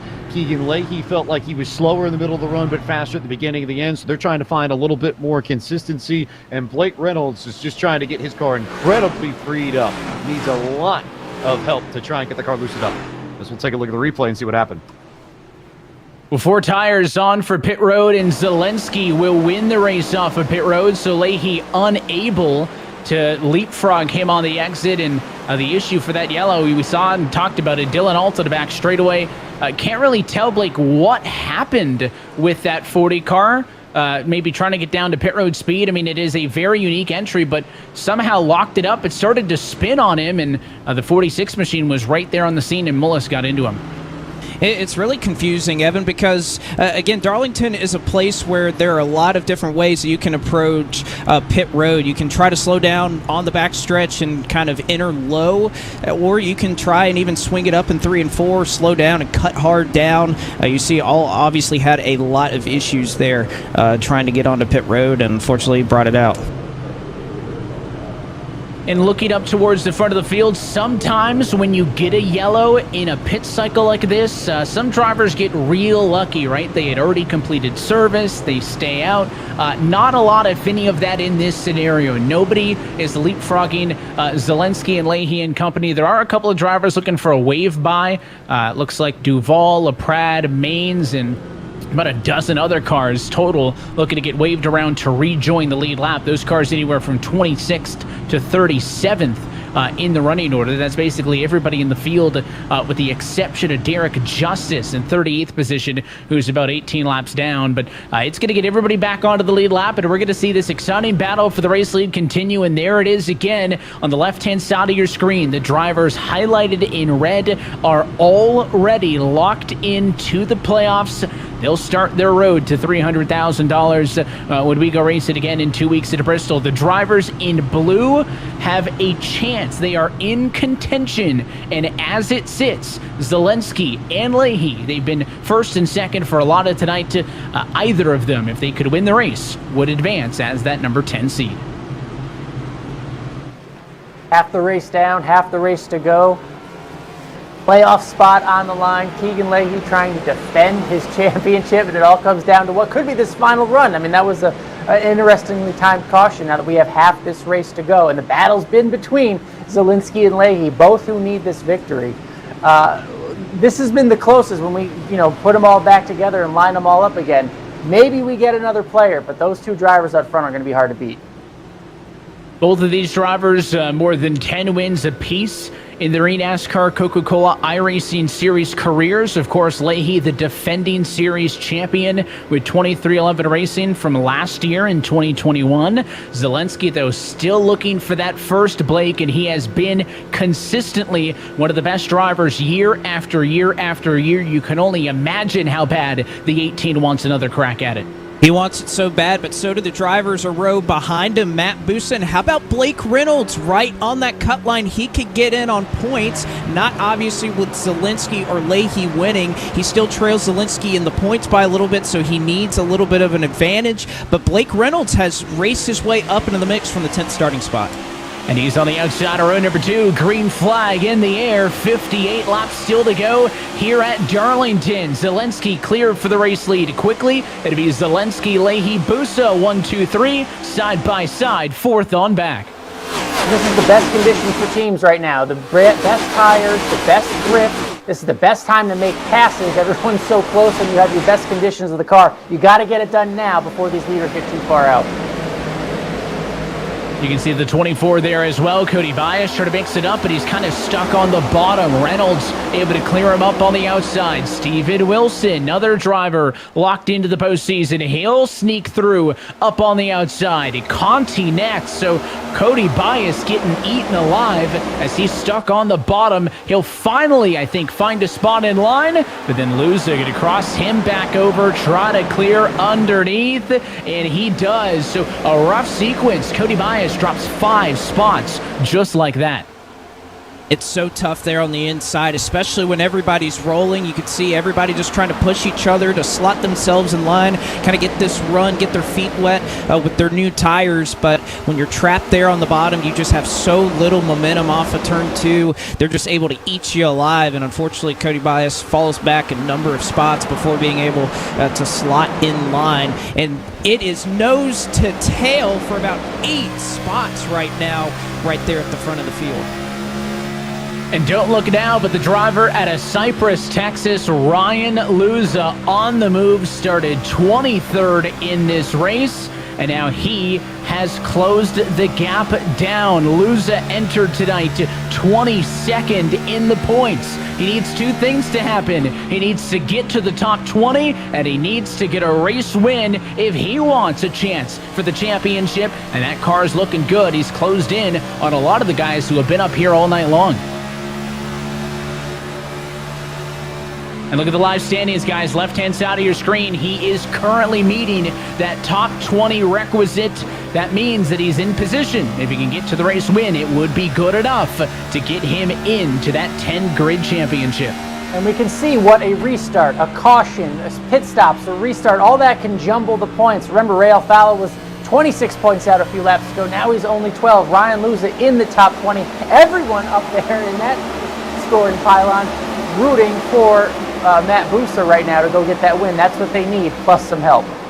And Casey Kerwin struggling off of turn 4. He got squished in the middle of the 16 and the 54 car and ended up into the outside wall. The 3 machine, Corey Vincent must have thought he was the Dave's double when he drove by him in 1 and 2, and that's going to cost the 95 a few spots. It is. That is 3 wide out of turn 4 at Darlington, Evan. That's the result. It is just about never going to work out. Unfortunately, Casey Kerwin got the worst end of that, but he was able to hang on. Heavy damage, though, I believe, for Kyle Peddle right there. Starting to see that attrition. I mean, we definitely saw contact. We saw some of those close moments, those Darlington stripes, Alan, early, but you can certainly tell that level of energy is ramped up on this restart from what we saw 68 laps ago. The race is half over, and you're watching your opportunity to get in the playoff drive away. One driver who's not doing that, how about we shout out Steven Wilson down there in the 10? I feel like he's done this all year, guys, right? Maybe not have the hottest starts to races, but at the end of them, he just creeps up, and he has the best passing ability, it seems, I feel, in the series, because he seems to make passes when a lot of other drivers can't. When the tires are going down, when it's late in the race, he's the one making passes efficiently and getting through the field, and now he's up to second. Another driver now that others in the back are rooting for, because if he gets the victory, it changes so much in terms of the points and who is eligible for that last playoff spot.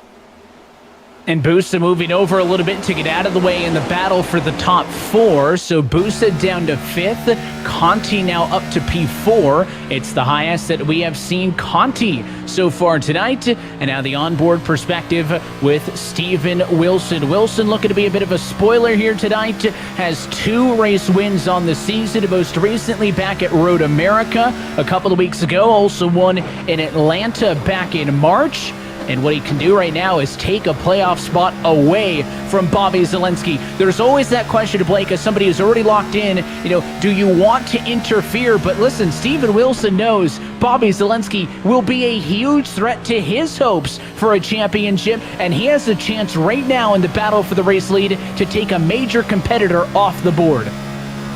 And you can see that's his focus right now. He has not looked back. He was 3/10 faster that last lap than Bobby Zalenski. So that car number 10, that Smithfield Ford, Stordhaus Esports, is happy right now because he is just rolling right through. He may even have a chance to try to take the lead into turn 3. Not going to be able to do it this time, but that car through the center of the corner just carries so much speed.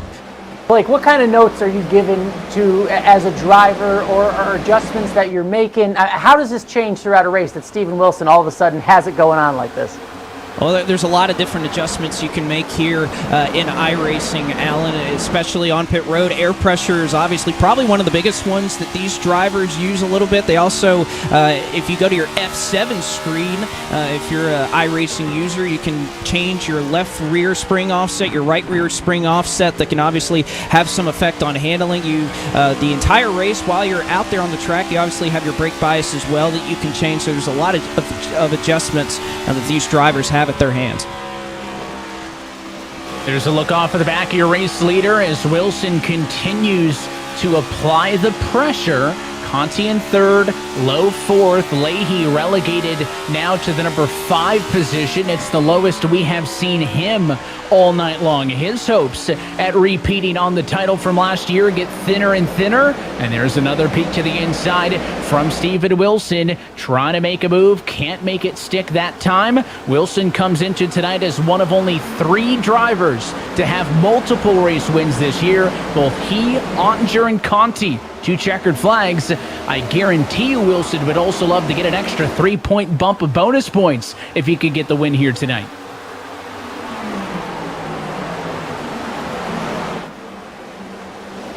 Looking to back down to the inside for the race lead, side by side, as this one comes off of turn number 4. And the 18 of Zalenski knows that he has been had. Steven Wilson, new race leader at lap 77. And as you look at the live points, Zalenski no longer in by a win, guys. There is currently no new race winner in the lead. So all of a sudden, P10 back open on points. Fortunately for Zalenski, currently 11 points clear of the 15 car behind him of Blake Reynolds. And this gives new life to Ray Alfalla. If he can just pick up some spots and get in the top 20. Let's not forget about that. With Steven Wilson out in the lead, it brings Ray Alfalla's chances at least better for making the playoff spot. He needs to pick it up now, that Ray Alfalla at 51. Let's go back down trackside with James Pike. Yeah, interestingly, Bobby Zelensky, and you can see it there with the point graphic on your screen, they're not really concerned about Steven Wilson. Crew chief came on the radio and said, I hate to look at it this way, but if things stay the way they are, you're in good shape. They think that Steven Wilson may be overdriving the car early in the run. Remember that he had to come from the back, and Bobby Zelensky and company have been working with this clean air, so they have maybe a little bit better understanding of how to manage the tires on a long green flag run from the front. They aren't necessarily certain that Steven does, so they think he's going to fall off if we go green later, and that Bobby's going to be able to make the move later on in the run. Meanwhile, Keegan Leahy has been saving tires. There was so much concern amongst a lot of these leaders about how you save tires, how hard it is to save tires over the course of a green flag run. So he backed it off immediately from the get-go and is trying to save to make sure that he has something at the end of his run. And with Steven Wilson leading, this is currently the battle for 10th and 11th in the playoff standings coming into tonight. Zelensky occupied that 2 points ahead of Zach Novak and 6 points ahead of Blake Reynolds. Well, Novak is down in 31st. He is not currently in contention, and these right now are the two drivers that it would come down to. And the bittersweet part of this all, Alan, is if it was not for winning you're in, both of those drivers would be in. Both Bobby Zelensky and Blake Reynolds are top 10 cars in the points. But because we have seen race winners like Mitchell DeYoung, like Femi Olat, like Garrett Lowe, those wins have put those drivers ahead of them on that playoff grid, and that's why they find themselves in this position despite having had very good seasons. And where have we heard this before? The real world. On Sundays, we just saw in Daytona, Cup Series champion Martin Truex Jr. not in the Cup Series playoff this year in 2022 because of the win and in format. And we have it here in the Coke Series. Win is the only way to ensure your climb up the championship ladder. And even that, it's tough. That's how tough the competition is, where you have to be in the top 20 in points here in the Coke Series. But the win is the only guarantee. That's why Zelensky, maybe they're comfortable right now sitting in second, but there's no guarantee in second. The only guarantee is passing that 10 car in front of him. And with that 11-point gap, there's not much more that Zelensky can gain here. If Reynolds wants to make up 11, he's going to have to pass, and he's going to need Zelensky to drop down the leaderboard. And listen, these drivers fighting for their playoff lives, Blake, but they're also going to be fighting for their Coke Series lives, right? The other conversation that we'll talk more about as we get later in the year is that top 20 relegation. Of the 40 cars, only the top 20 in the points get to stay on the roster for 2023. Those bottom 20 get sent down back to the Road to Pro ladder, and you can see now what we're looking at with the live points is the relegation bubble. A lot of pretty notable names below that red cut line. Certainly so. A lot of rookies, a lot of drivers who have had a lot of time in this series, of course, highlighted by Ray Alfalla. But that's something that will continue on throughout the playoffs. Of course, we'll have our 10 drivers who are fighting for the championship, but the rest of the field, including somebody like Zach Novak, who is top 10 in the standings right now, he gets slotted down to 11th or 12th or somewhere outside the top 10 if he's not in the playoffs. And he could also fall down to relegation should the end of the season not go very well. And, this is why I think we had that moment at Pocono, that memorable finish, Evan, with Casey Kerwin and Zach Novak, and Kerwin making contact with Novak to put him into the wall and get a win. Guess what? Casey Kerwin, he's had issues tonight. He's running 21st. He doesn't have a care in the world. Zach Novak, on the other hand, has 4 second-place finishes this year. He's in 30th, and I'm sure he is very stressed right now. A lot of anxiety with that number 5 team. And a lot of contact as of late. We had just seen the tail end of Malik Ray hip checking to Parker Retzlaff into the fence, and then most recently the 21 car there of Garrett Lowe getting into the outside wall a little bit. That's going to open up some spots, and that is a position gained for Blake Reynolds. Reynolds now up to 6th. More than just him get through, though. Luza goes to 7th. Salas goes to 8th. And Colin Bowden up to a top 10 spot. He runs in 9th as Garrett Lowe falls all the way to 10th position. But with the position gained, take a look at your live points from 11 to 10. But again, the problem for Reynolds is there are not 10 spots to make up. So the one way to solve it is he likely needs to win this race unless Bobby Zelensky falls outside of the top 5, which, given the speed and consistency of the 18 machine, is not something that I would put my money on if I was the 15 crew. not in this race, certainly not with the history that Bobby Zielinski has. He has to concentrate, right? This is how we saw him pass Keegan Leahy earlier on in the race. Waiting, pressuring the leader like he's doing right now, seeing if that 10 will make a mistake. It happened earlier. And 3 wide. Look at Ray Alfala. Talk about desperation starting to set in. He is trying to make some moves now late in this race, and somehow that one got down to 2x2, and they made it through turn 4. I believe his tweet earlier today was "stay out of my way" or "I'm coming through," and that's what we're seeing now, because with Steven Wilson in the lead, Ray Alfala can do it, but he has to do his part, the 51 does, and get into the top 20. And P20 is not going to cut it. He needs a lot out of these next 32 laps, Blake. He does, and oh man, Casey Kerwin kind of helped push Femi Olot by Ray Alfala. They're 2x2 in front of them off of turn 4, nearly 3 wide between two of the Wood Brothers machines just up the road. The battle in the midfield, about 13th on back, is starting to get hotly contested. I mean, look, they are mere inches off of each other, riding in a single file line. One slip up, one mistake. That's all it would be to turn this race on its head. And there goes the 16 car underneath his teammate as the move will come from Blade Witt. Now he will finally get clear of that 21. Garrett Lowe into the wall again. Really struggling now 3 wide as they race off at turn 4. And they almost got into each other. Garrett Lowe is really struggling, and he'll lose a handful of more positions.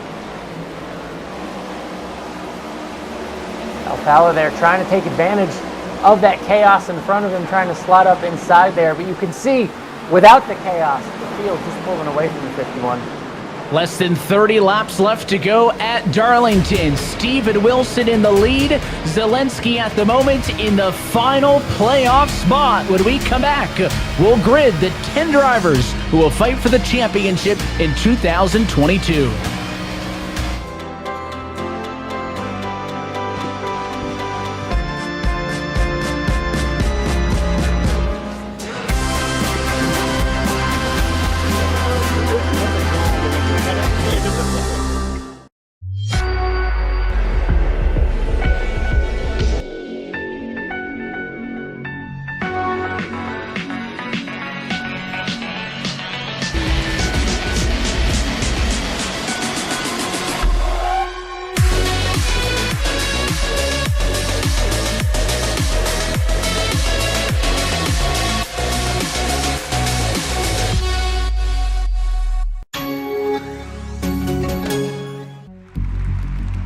Here, the number 23 car could be about to make history. Down the back straight, pacing away for the 70 car.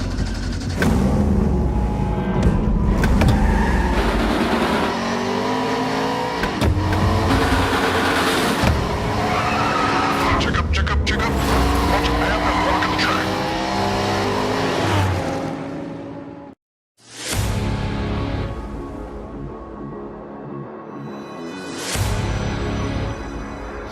Wanted the best, you got him 4 abreast. Often imitated, never duplicated. The greatest show on dirt, the world of outlaws.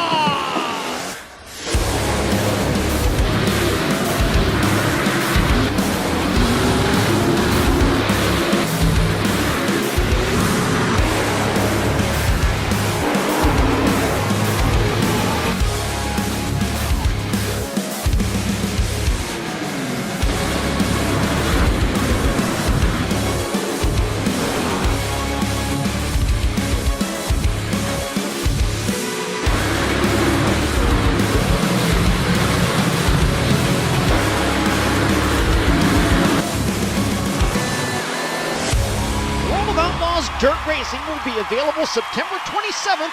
Pre-order your copy today.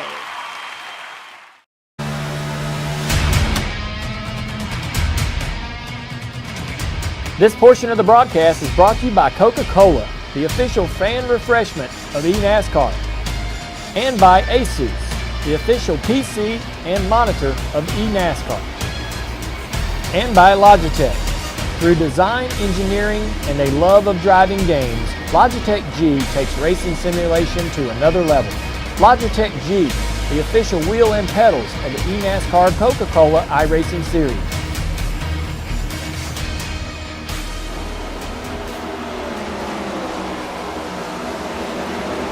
Back live from iRacing's virtual Darlington Raceway with 23 laps to go in this regular season finale. Bobby Zalenski has led a race high 51 laps and is looking to take home a huge race win.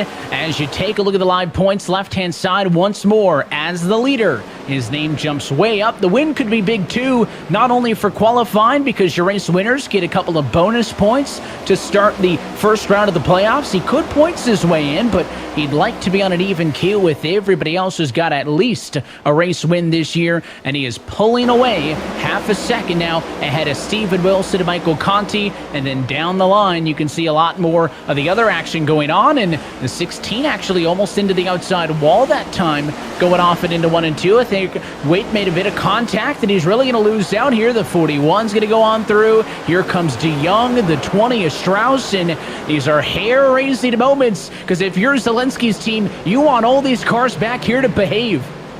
Yes, you do, but they're not behaving so well, and Blade Witt struggling as he hit the wall and just trying to find his footing. You can see how cutthroat everybody else is around him, and it was not just him, it was his other Wood Brothers racing teammate as well under that commercial break, Garrett Lowe, and I think both the Wood Brothers cars are just incredibly loose right now on the long run. You can see Blade Witt just chasing it all the way up the racetrack along with Garrett Lowe. Not too different a condition, at least off of turn 4 right there for Blake Reynolds, James.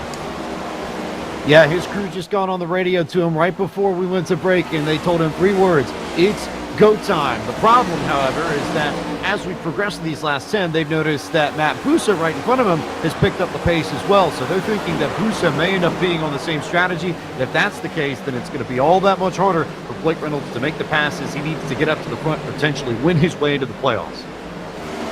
And Reynolds just about besting some of the best finishes he's had this year. He has a 3rd place finish, a 4th place finish right now with that move there, running in the number 6 spot. So again, this is one of the best performances of the year for that 15 team. But with Zelensky leading, it just will not cut it at this point with 19 laps remaining. And it appears we could be seeing the result of drivers maybe saving some of their stuff or coming on late. Who knows what Bobby Zalenski was doing behind Steven Wilson in terms of saving his stuff, because he has got out there and shot back out to the lead. Also a shout out to Michael Conti. We haven't seen him much throughout the night. He has moved into 2nd. All of this bad news to the 15 of Reynolds there, because those drivers are pulling away. Blake Reynolds needs to be one of those drivers coming on late. And Conti won a championship way back in 2014. He's a 2-time race winner this year. He's going to be a force to be reckoned with. And back to that 51 of Ray Alfala. It gets closer and closer, guys. Only 13 now below the cut. Again, though, that is not going to matter at all. He could get to the top 20 in the points, but he would be lower than Zelensky, who is currently leading, and that would be a difference maker. So there's a chance that Alfala gets to the top 20, but right now Zelensky's holding that final playoff spot firmly in his grasp, and Alfala's running the best he has all night long. We haven't seen him up in 17th until now, but again, still needing a little bit more here in these closing laps.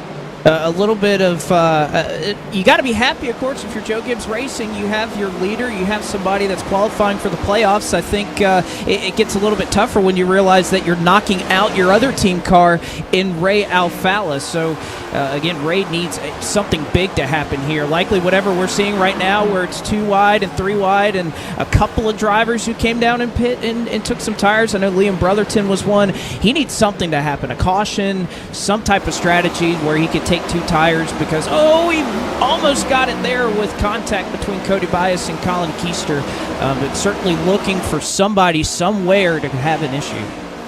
Almost jinxed it, right? As you said it, the 43 got a bit of a touch and got sideways, and you talk about that duality of, leading the race, wanting to go for the race win, but also knowing that doing so would knock out your other teammate. There is no situation tonight where you can help each other. As we watch Michael Conti start to close in on Bobby Zalenski in the battle for the race lead. What we saw a lot over the weekend in the Cup Series was discussions, Alan, of teammates helping each other, right? A Tyler Reddick not making a move on an Austin Dillon, right? Help your teammate out. There is no way you can help a teammate out if you're the Joe Gibbs Racing duo of Zelensky and Alfala, because there's only only one spot. It's got to be one or the other, and Conti might just want to steal that third race of the win for him because he's been lurking top 10 all night, but as you referenced, pretty quiet. He is really starting to put the heat on, and Leahy is just behind Conti. So don't forget about the 45. He's kind of following the A-car through the field. There he is. Absolutely. That's the tough part about racing. Ray Alfala rooting for Michael Conti right now, rooting against his teammate Bobby Zalinski because that's his only path into the playoff. And then you have Keegan Leahy. I think we may have guessed or surmised that earlier maybe he was saving some stuff for late in the race. Well, now is the time. 13 to go. The only thing Keegan Leahy can do to salvage his season is get the victory right now. He's got 2 cars that he needs to pass right now, and it's right in front of him, and this is the best we've seen him in the last 30 laps or so. Well, I've talked about past winners here at Darlington, and it seems like it's a bit of a reunion up at the front of the field. Conti's got a win here. Leahy's got a win here. Zelensky has a win here in the past. So for a season in which, Blake, a lot of these drivers haven't been quite to that form that we had seen from them in the past, right? Using and learning this next-gen car, there's something about Darlington that doesn't change because these guys have historically been some of the very best here, and they are, again, the very best on track tonight. On board with Keegan Leahy, James. Yep, a really simple message from crew chief Matt Bontempi. He said, hey, bud, you got great pace, 15 to go. I trust you. Go get it. So crew chief leaving it all in the hands of the driver from 2311 to try and go get this win and this spot in the playoffs. And he has been one of the fastest drivers on track, running down your race leader. Almost got to the right rear quarter panel of Michael Conti there. You could see a little bit of a sigh right there as that was a great opportunity. You don't get them often at Darlington, as many of these winners up here at the front of the field know you have to take advantage of every little chance you get to try and make these passes. And he's going to have to do it quick. I mean, 10 laps to go. He's about 7/10 of a second behind Bobby Zalinski. He needs to make quick work of Michael Conti here. He's going to go down to the inside, but he needs to make this pass in at least the next lap to still have a chance at Zelensky, but he has been outrunning him the last 7 or 8 laps. Not going to outrun him now, though, side by side into turn 1. And he forced the issue that time. Went side by side with him.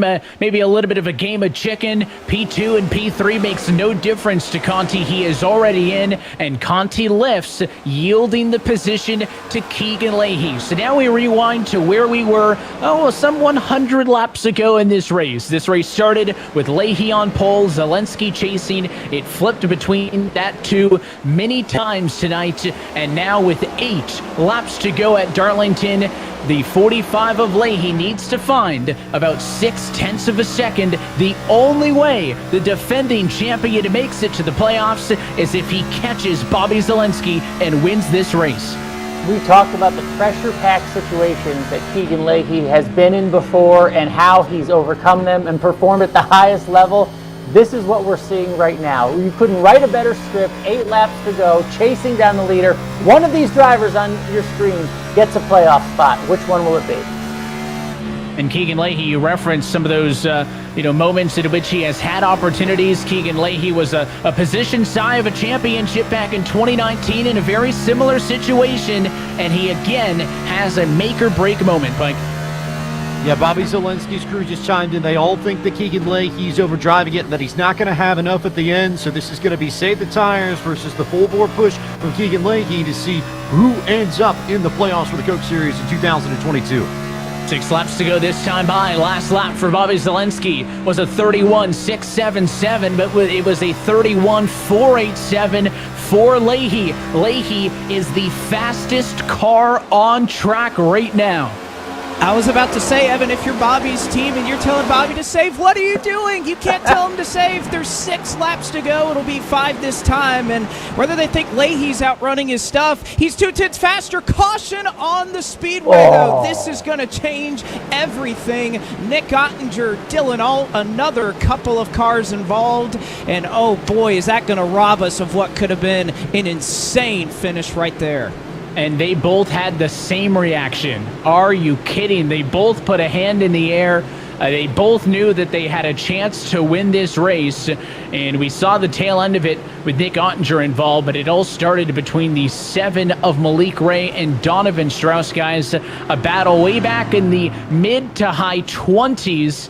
And now another huge pit cycle coming. We thought that one at the midway point was consequential. Leahy will once again find himself following Bobby Zalenski to pit road. Oh, and he's going to pull out. Keegan Leahy stays out at the very last second, and every other car is on pit road. Oh, that's not what Keegan Leahy wanted to see behind him. If he pulls that move, I'm surprised no one else did either. I mean, at least to give yourself a shot, but Keegan Leahy is sitting duck right now. I wasn't even looking for it because with 61 and 57 laps on their tires, I had no inkling that these drivers would stay out. Here's the incident. I talk about the contact between the 20 and the 7. It's right there. Bit of a touch. 7 gets out of shape, comes down, hooks Nick Ottinger, and there's the accident. Again, nobody really doing anything out of pocket back there, just fighting for position, and it's Darlington Racing. But Blake, what a decision for Leahy there. There's always a chance that he could have taken the lead on pit road, always an option that he could have opted to go for 2 tires, which a lot of people through the field did, but instead he will stay out for track position, but it will only offer him so much. Now, Bobby Zalenski took 4 tires on pit road, and the 6 cars in front of him took 2. So while Leahy stays out to lead this race, Zalenski now in 9th on racetrack.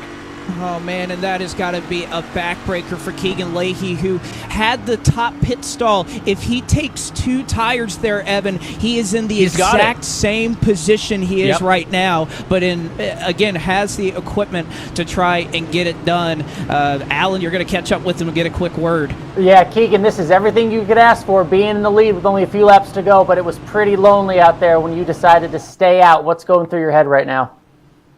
Yeah, I'm probably going to be, with these tires, probably a second a lap off pace. So there's not much I can do as long as they don't wreck. So I guess I'm hoping they wreck, right?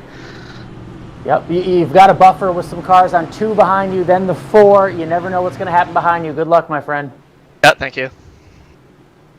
Well, it's worth noting that I believe this is going to push us into overtime. We're currently running lap number 118 of 120, Blake. So, again, he could always hope that, everybody else, 2 tires, 4 tires, have some issues, and he could kind of catch a couple of yellows and ride that wave to the end. But you nailed it, right? The fact that Bobby took 4 means that Keegan could have taken 2, could have been in the lead, and could have had some fresh tires. And again, hindsight's 2020. That is a tough decision that team had to make in that moment. And it's just one of those things. I'm sure he was hoping that about 5 or 6 drivers would stay out. Now, we are going to go into overtime or have 2 laps to go when we take the restart. It is not just Keegan Leahy up there, though. He is not alone. Garrett Maines also stayed out on the racetrack, so Leahy will have control of the restart, but he is not the only driver that is staying completely out, did not take any tires. He is joined by Garrett Maines. That's a big help for Keegan Leahy. I know he's going to be awfully slow, but even just having one driver on old tires could be exactly what he needs. And let's not forget about, again, if we have a repeat winner, we have to look where Ray Alfala is. Is he in the top 20? Is he in position to make a move in this final green-white checkered restart? These are things we all have to think about in terms of who gets the win and who doesn't. And of course, with Leahy leading, your live points are going to show Keegan Leahy in, but look below that. It is unlikely Leahy maintains the race lead. Right now, Zalenski is only 3 points ahead of the 15 car of Blake Reynolds for a repeat winner and the final spot in on points. Here we go. Pace car down and in. Green-white checker overtime restart attempt number 1. Leahy on the old tires from the inside. Both he and Garrett Maines stayed out. A lot of tire spin trying to get that car up to speed. Green flag in the air. So many drivers behind in a great position, but you can see the speed difference right there.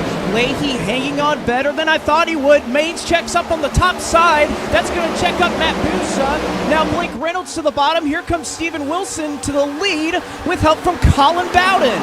All these cars on 2 tires. The 10's through. The 69's through. The 15 is through. Carl, there's contact behind. Kerwin gets out of shape. Huge wreck. And they do not get to the white flag. It is the huge one here at Darlington, and Wilson will be in the lead at the moment of the yellow, and Ray Alfalla is involved in the accident.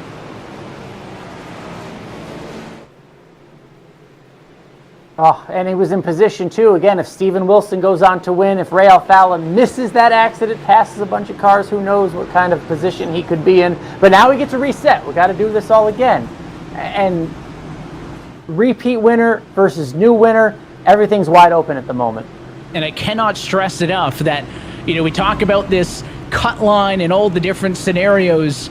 That wreck, a pass here or there, a position here or there could mean the difference between you having the chance to fight for $100,000 or not having that opportunity. Here's what happened. The 95 car, you see the big checkup in front. Obviously, the 31 car slow. You're just running out of room there. The 75's there. They get collected. The 46 involved. Alfalla tried to squeak on the bottom. Again, Maines was slow, tried to stay as high as he could, but he got those cars on fresh tires, which, again, that's about a second to a second and a half faster per lap.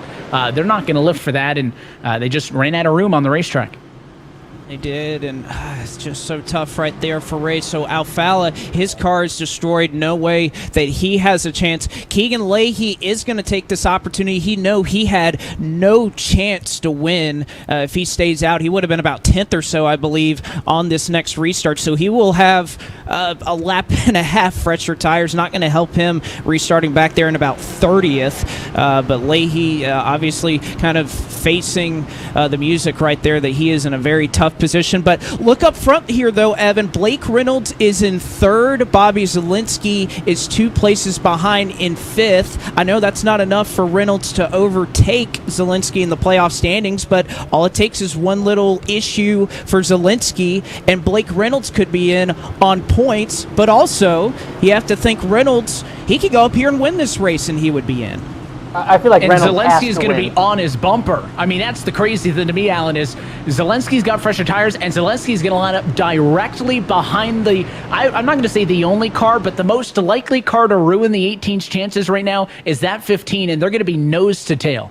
Yeah, and Zielinski has to watch in front of him right now to see if Blake can go and win this race. If not, though, you can almost play one-on-one defense, if you will. As long as the 18 stays on the bumper of the 15, it's not going to be enough for Reynolds in the 15, right? But you got to prevent him from getting that checkered flag. But as long as Zielinski can keep Reynolds within his sight, should be okay. But a lot can happen in 2 laps. There's only 2 cars, by the way, in the top 10 that took 4 tires on that last pit stop. Bobby Zielinski in 5th, and Michael Guest back in 9th. Everybody else on 2, so that includes the 15 machine of Blake Reynolds. And we take a look again at our green and white checker overtime restart rules. We are moving on to attempt number 2 of a maximum of 3. As you saw in the last one, we did not make it to the white flag before the yellow flag came out, so we re-racked him and stacked him. If we get to the white flag, it doesn't matter how many virtual race cars get torn up, the race will be down to the checkered flag. Wilson becomes the control car here in search of another race win here tonight. He chooses the inside, and he's going to have to use that restart zone, which limits the jump Blake that somebody in that position could have gotten in years past. Yeah, that is certainly going to change the game here, because you used to have a restart zone that was so wide. I mean, it was in the middle of 3 and 4 that you could potentially go. So a little more predictable here. That means more checkups, more drivers trying to predict it in that small amount of space. But how about Colin Bowden right now on the outside? He has no chance to make the playoffs. He's currently sitting 35th in the series points. But how much this win would go when you talk about relegation, if he were able to collect so many points, that would be such a great stretch for Colin Bowden. Would be really nice if he could get this win.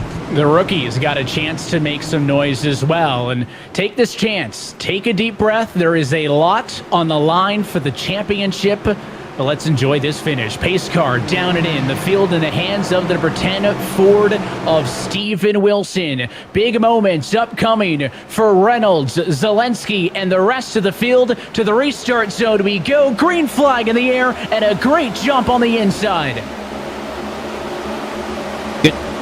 Good jump for Blake Reynolds, who went in tandem there with Wilson, but he's not going to be able to get clear of Colin Bowden. You have to think Zielinski side by side with Luza behind him, but Reynolds, a huge run off the corner, going to put him in second, but Wilson is skating away right now.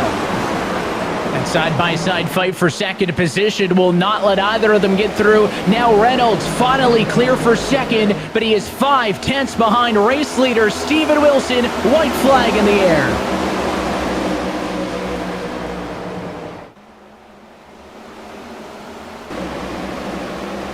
Zielinski got a little bit out of shape. He tucks in line. He's going to stay close enough to Reynolds.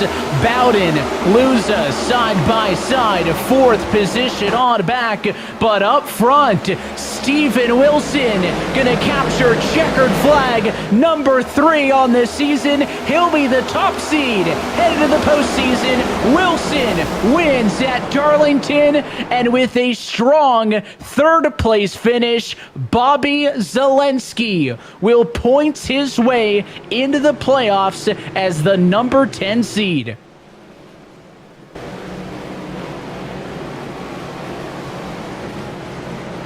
What a race right there is Bobby Zielinski able to point his way in. He was just talking about, I'm not sure if I could do 2 tire calls, but I thought he was in a bad spot. But luckily they crash up front, and it ended up working out for him. And as the 10 car brings it around to celebrate on the front straightaway, this winning moment is brought to you by Coca-Cola, the official fan refreshment of eNASCAR. And what a year it has been for the sophomore driver out of Cedar Rapids, Iowa. Steven Wilson is now a 3-time eNASCAR Coca-Cola iRacing Series winner. All of those wins having come this season. A winner in Atlanta, a winner in Road America, and a winner here tonight at Darlington. Guys, the only 3-time winner, Steven Wilson, is your undisputed number 1 seed headed in to round 1 of the playoffs.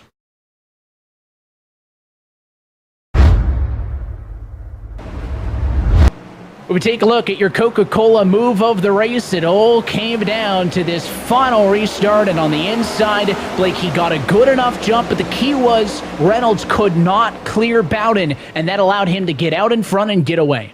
Well, and Reynolds got a great restart. He timed it just about as perfect as you could, but this is typical Darlington right here. Leader able to get away, and Blake Reynolds not able to get clear of Colin Bowden. And that's all it takes. Just a couple tenths that you lose being side by side, and from here on out, it was easy for Wilson, who all he did not need was a yellow flag. They stayed green till the white flag, and Wilson was able to drive on home for a statement win here tonight at Darlington. And this is the kind of stuff we see at Darlington, right? One of the hardest tracks, and it's usually the best drivers winning at a track like this. No surprise to see Steven Wilson up front tonight. That's where he was on the final restart, put himself in position, got the checkered flag, one of the best all year. No surprise to see him win at a track like Darlington. So impressive for him. Of course, Stuart Haas Esports as well. Happy to have that Smithfield Ford Mustang into the postseason here, and is going to be at the very top of that playoff grid when this one starts in a couple of weeks. Alan, you're on the radio with tonight's race winner, Steven Wilson. Once again, win number 3 for Steven Wilson on the year, this one at Darlington. Steven, you didn't dominate the race, but you were there when it counted. What was it like driving your way through the field tonight? Yeah, I had a little mishap in Q. It wasn't too big though. Started pretty good. First run was all about saving tires. That was a pretty big key tonight. And second run after we pit, everyone was just going so slow, stacking up. So I thought my move would just be try to be different, get the lead, and see what happens. And I was hoping for a caution. We were probably going to finish 4th without that, but with the caution, we took 2 tires and we're the first one out on 2. So that definitely helped to bring us home the win. A little strategy, a little speed, get you your 3rd victory of the year, and as the undisputed number 1 seed heading into the playoffs, you are the championship favorite. How does that sound? Yeah, it's a little boost to the ego. It's probably not something I'd need if you hear the way I talk to some people, but kind of as jokes. But yeah, I do have a lot of confidence this year. I've been pretty good at every track, and we were really good at Bristol last year, so hopefully we can carry that. And thanks to all these guys, all the Stuart Haas people, Smithfield, It's just great to be a part of that team and to bring them with the most wins, most playoff points going to the playoffs. I think we can keep it going. Atlanta, Road America, Darlington, 3 completely different tracks. You are absolutely the favorite for the championship. Congrats on your win tonight, Steven. Thank you. And let's talk to the driver who just came up just short of a playoff spot, but certainly had a shot tonight. Blake Reynolds comes down to a final restart. Everything you want is out the front window in front of you. Tell us about the final restart. Crazy. I mean, that caution late, it always throws a wrench in it, and you don't know what to do. But I had my guys, Lance and Dustin, on the box, threw 2 tires on it, and I knew if I just got those tires prepped right and just got in the right lane, I could probably get up in that top 3, and man, did I. It was such a runoff, too, in that first green, white checkered. Just crazy night. I did my best. I didn't get the 10th spot on points, but congrats to Bobby. I mean, what a run for him. What a run for everyone who needed it tonight. That final restart, if you clear the 69, do you have a shot at the 10? I don't know. He gunned it pretty hard in the middle, 1 and 2. So I did the best I could with our General Tire Ford Mustang. Just came up short. What can I say? P2, that's the second time this year. I'll take that positive and do the best I can on the points. Yeah, hey, there's still plenty to race for, and it's been a good season so far. You can still go out and get all those checkered flags. Congrats on a good run, just a little short for Blake Reynolds. And now the man himself, Bobby Zielinski, competing for a championship once again. At times you made it look easy tonight. I had to imagine it was stressful at the end when the caution comes out. What's going through your head with a playoff spot on the line? They just can't keep me out of the playoffs, I guess. I'm actually pretty mad I didn't win that race. It's going to be between Keegan and I, and as always, someone wrecks at the end. But the big picture, which I am always doing, is championship. So, if I have to do a safe 4th tire call, which was the wrong call, this is the second race this year I lost because I didn't take 2. I'm really annoyed about that. But I'm really relieved that everything else went my way. In terms of people having issues, I'm really relieved. The season's a reset now. Who cares that I haven't won yet? I'll just win a race in the playoffs, hopefully, Well, that's the attitude to have. You're the only driver in the playoff without a victory. Can you do it over the next 4 and get that championship? Of course. Just got to, make better calls. Qualify up front is so important. I mean, the last 2 weeks I've started on the front row, and it's so important. And honestly thought I was going to qualify really badly going into this race. I wasn't actually feeling the car in qualifying and race at all. I felt really bad. I was like, what am I doing? I lost all my talent. But the track was different in the race, and I'm happy for that because I had a lot more pace. I just got to do this every week. Really hard to do. A lot of really good people, and there's a lot of randomness, like you saw with the caution at the end. That stuff out of your control, but I got to make better calls, like 2 tires when in those situations, and I can, of course, win this championship. It's not that complicated. No checkered flag tonight, but you did. Mission accomplished. You are in the playoff. You are competing for a title. Congratulations, Bobby Zielinski, the 18 team. Big picture, interstate batteries. Bracket. Interstate batteries. He's got another chance at it this year. That is your 3rd place finisher tonight, Bobby Zielinski, who will round out your playoff bracket. Let's take a look at the 10 drivers who will fight for the $300,000 this year. Of course, Wilson, the undisputed number 1, the only 3-time race winner, finds himself at the top of that bracket, then followed by all those other big names there in the mix. You got multi-time race winners in Nick Otger and Michael Conti, Kerwin, Busa, Boland, DeYoung, Olat, low race winners. And then on points, Bobby Zielinski finds himself in, so he will be 3 points lower than anybody else. Not a big gap, though. This is a very tricky round coming up. You can see it at the top of the screen. Bristol, Talladega, Homestead, Miami.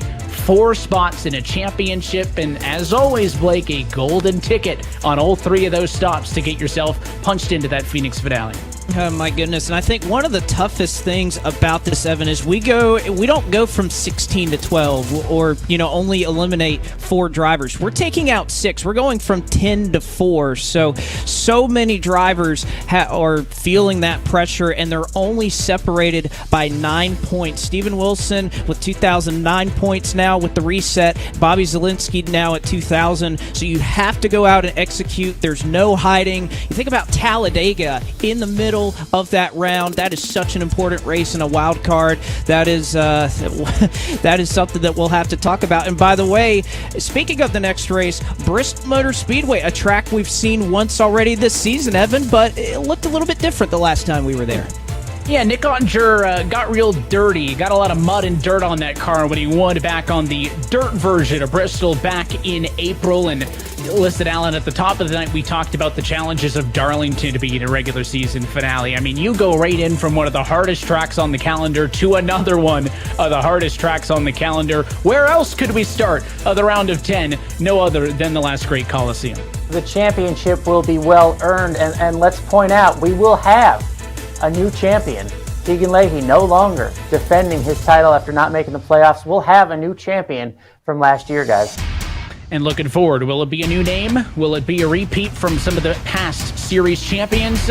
Well, we'll find out in about 2 weeks' time. Until then, that is it for us here tonight from iRacing's virtual Darlington Raceway. On behalf of our entire team at iRacing, Coca-Cola, and our entire broadcast crew tonight. For everybody who joined us on Countdown to Green and for your broadcast team tonight. For James Pike on Pit Road, for Alan Cavana, for Blake McCandless, and myself, Evan Pasoko. I want to thank you for tuning in and congratulate 3-time race winner this season, Steven Wilson. Continues to get the job done, and a congratulations to Bobby Zielinski, who was able to race his way in to the postseason. We hope to see you in 2 weeks' time when we say let's go racing from iRacing's Bristol Motor Speedway. That race and every race of the 2022 eNASCAR Coca-Cola iRacing Series playoffs can be found streaming live at eNASCAR.com. Until next time, good night from Darlington.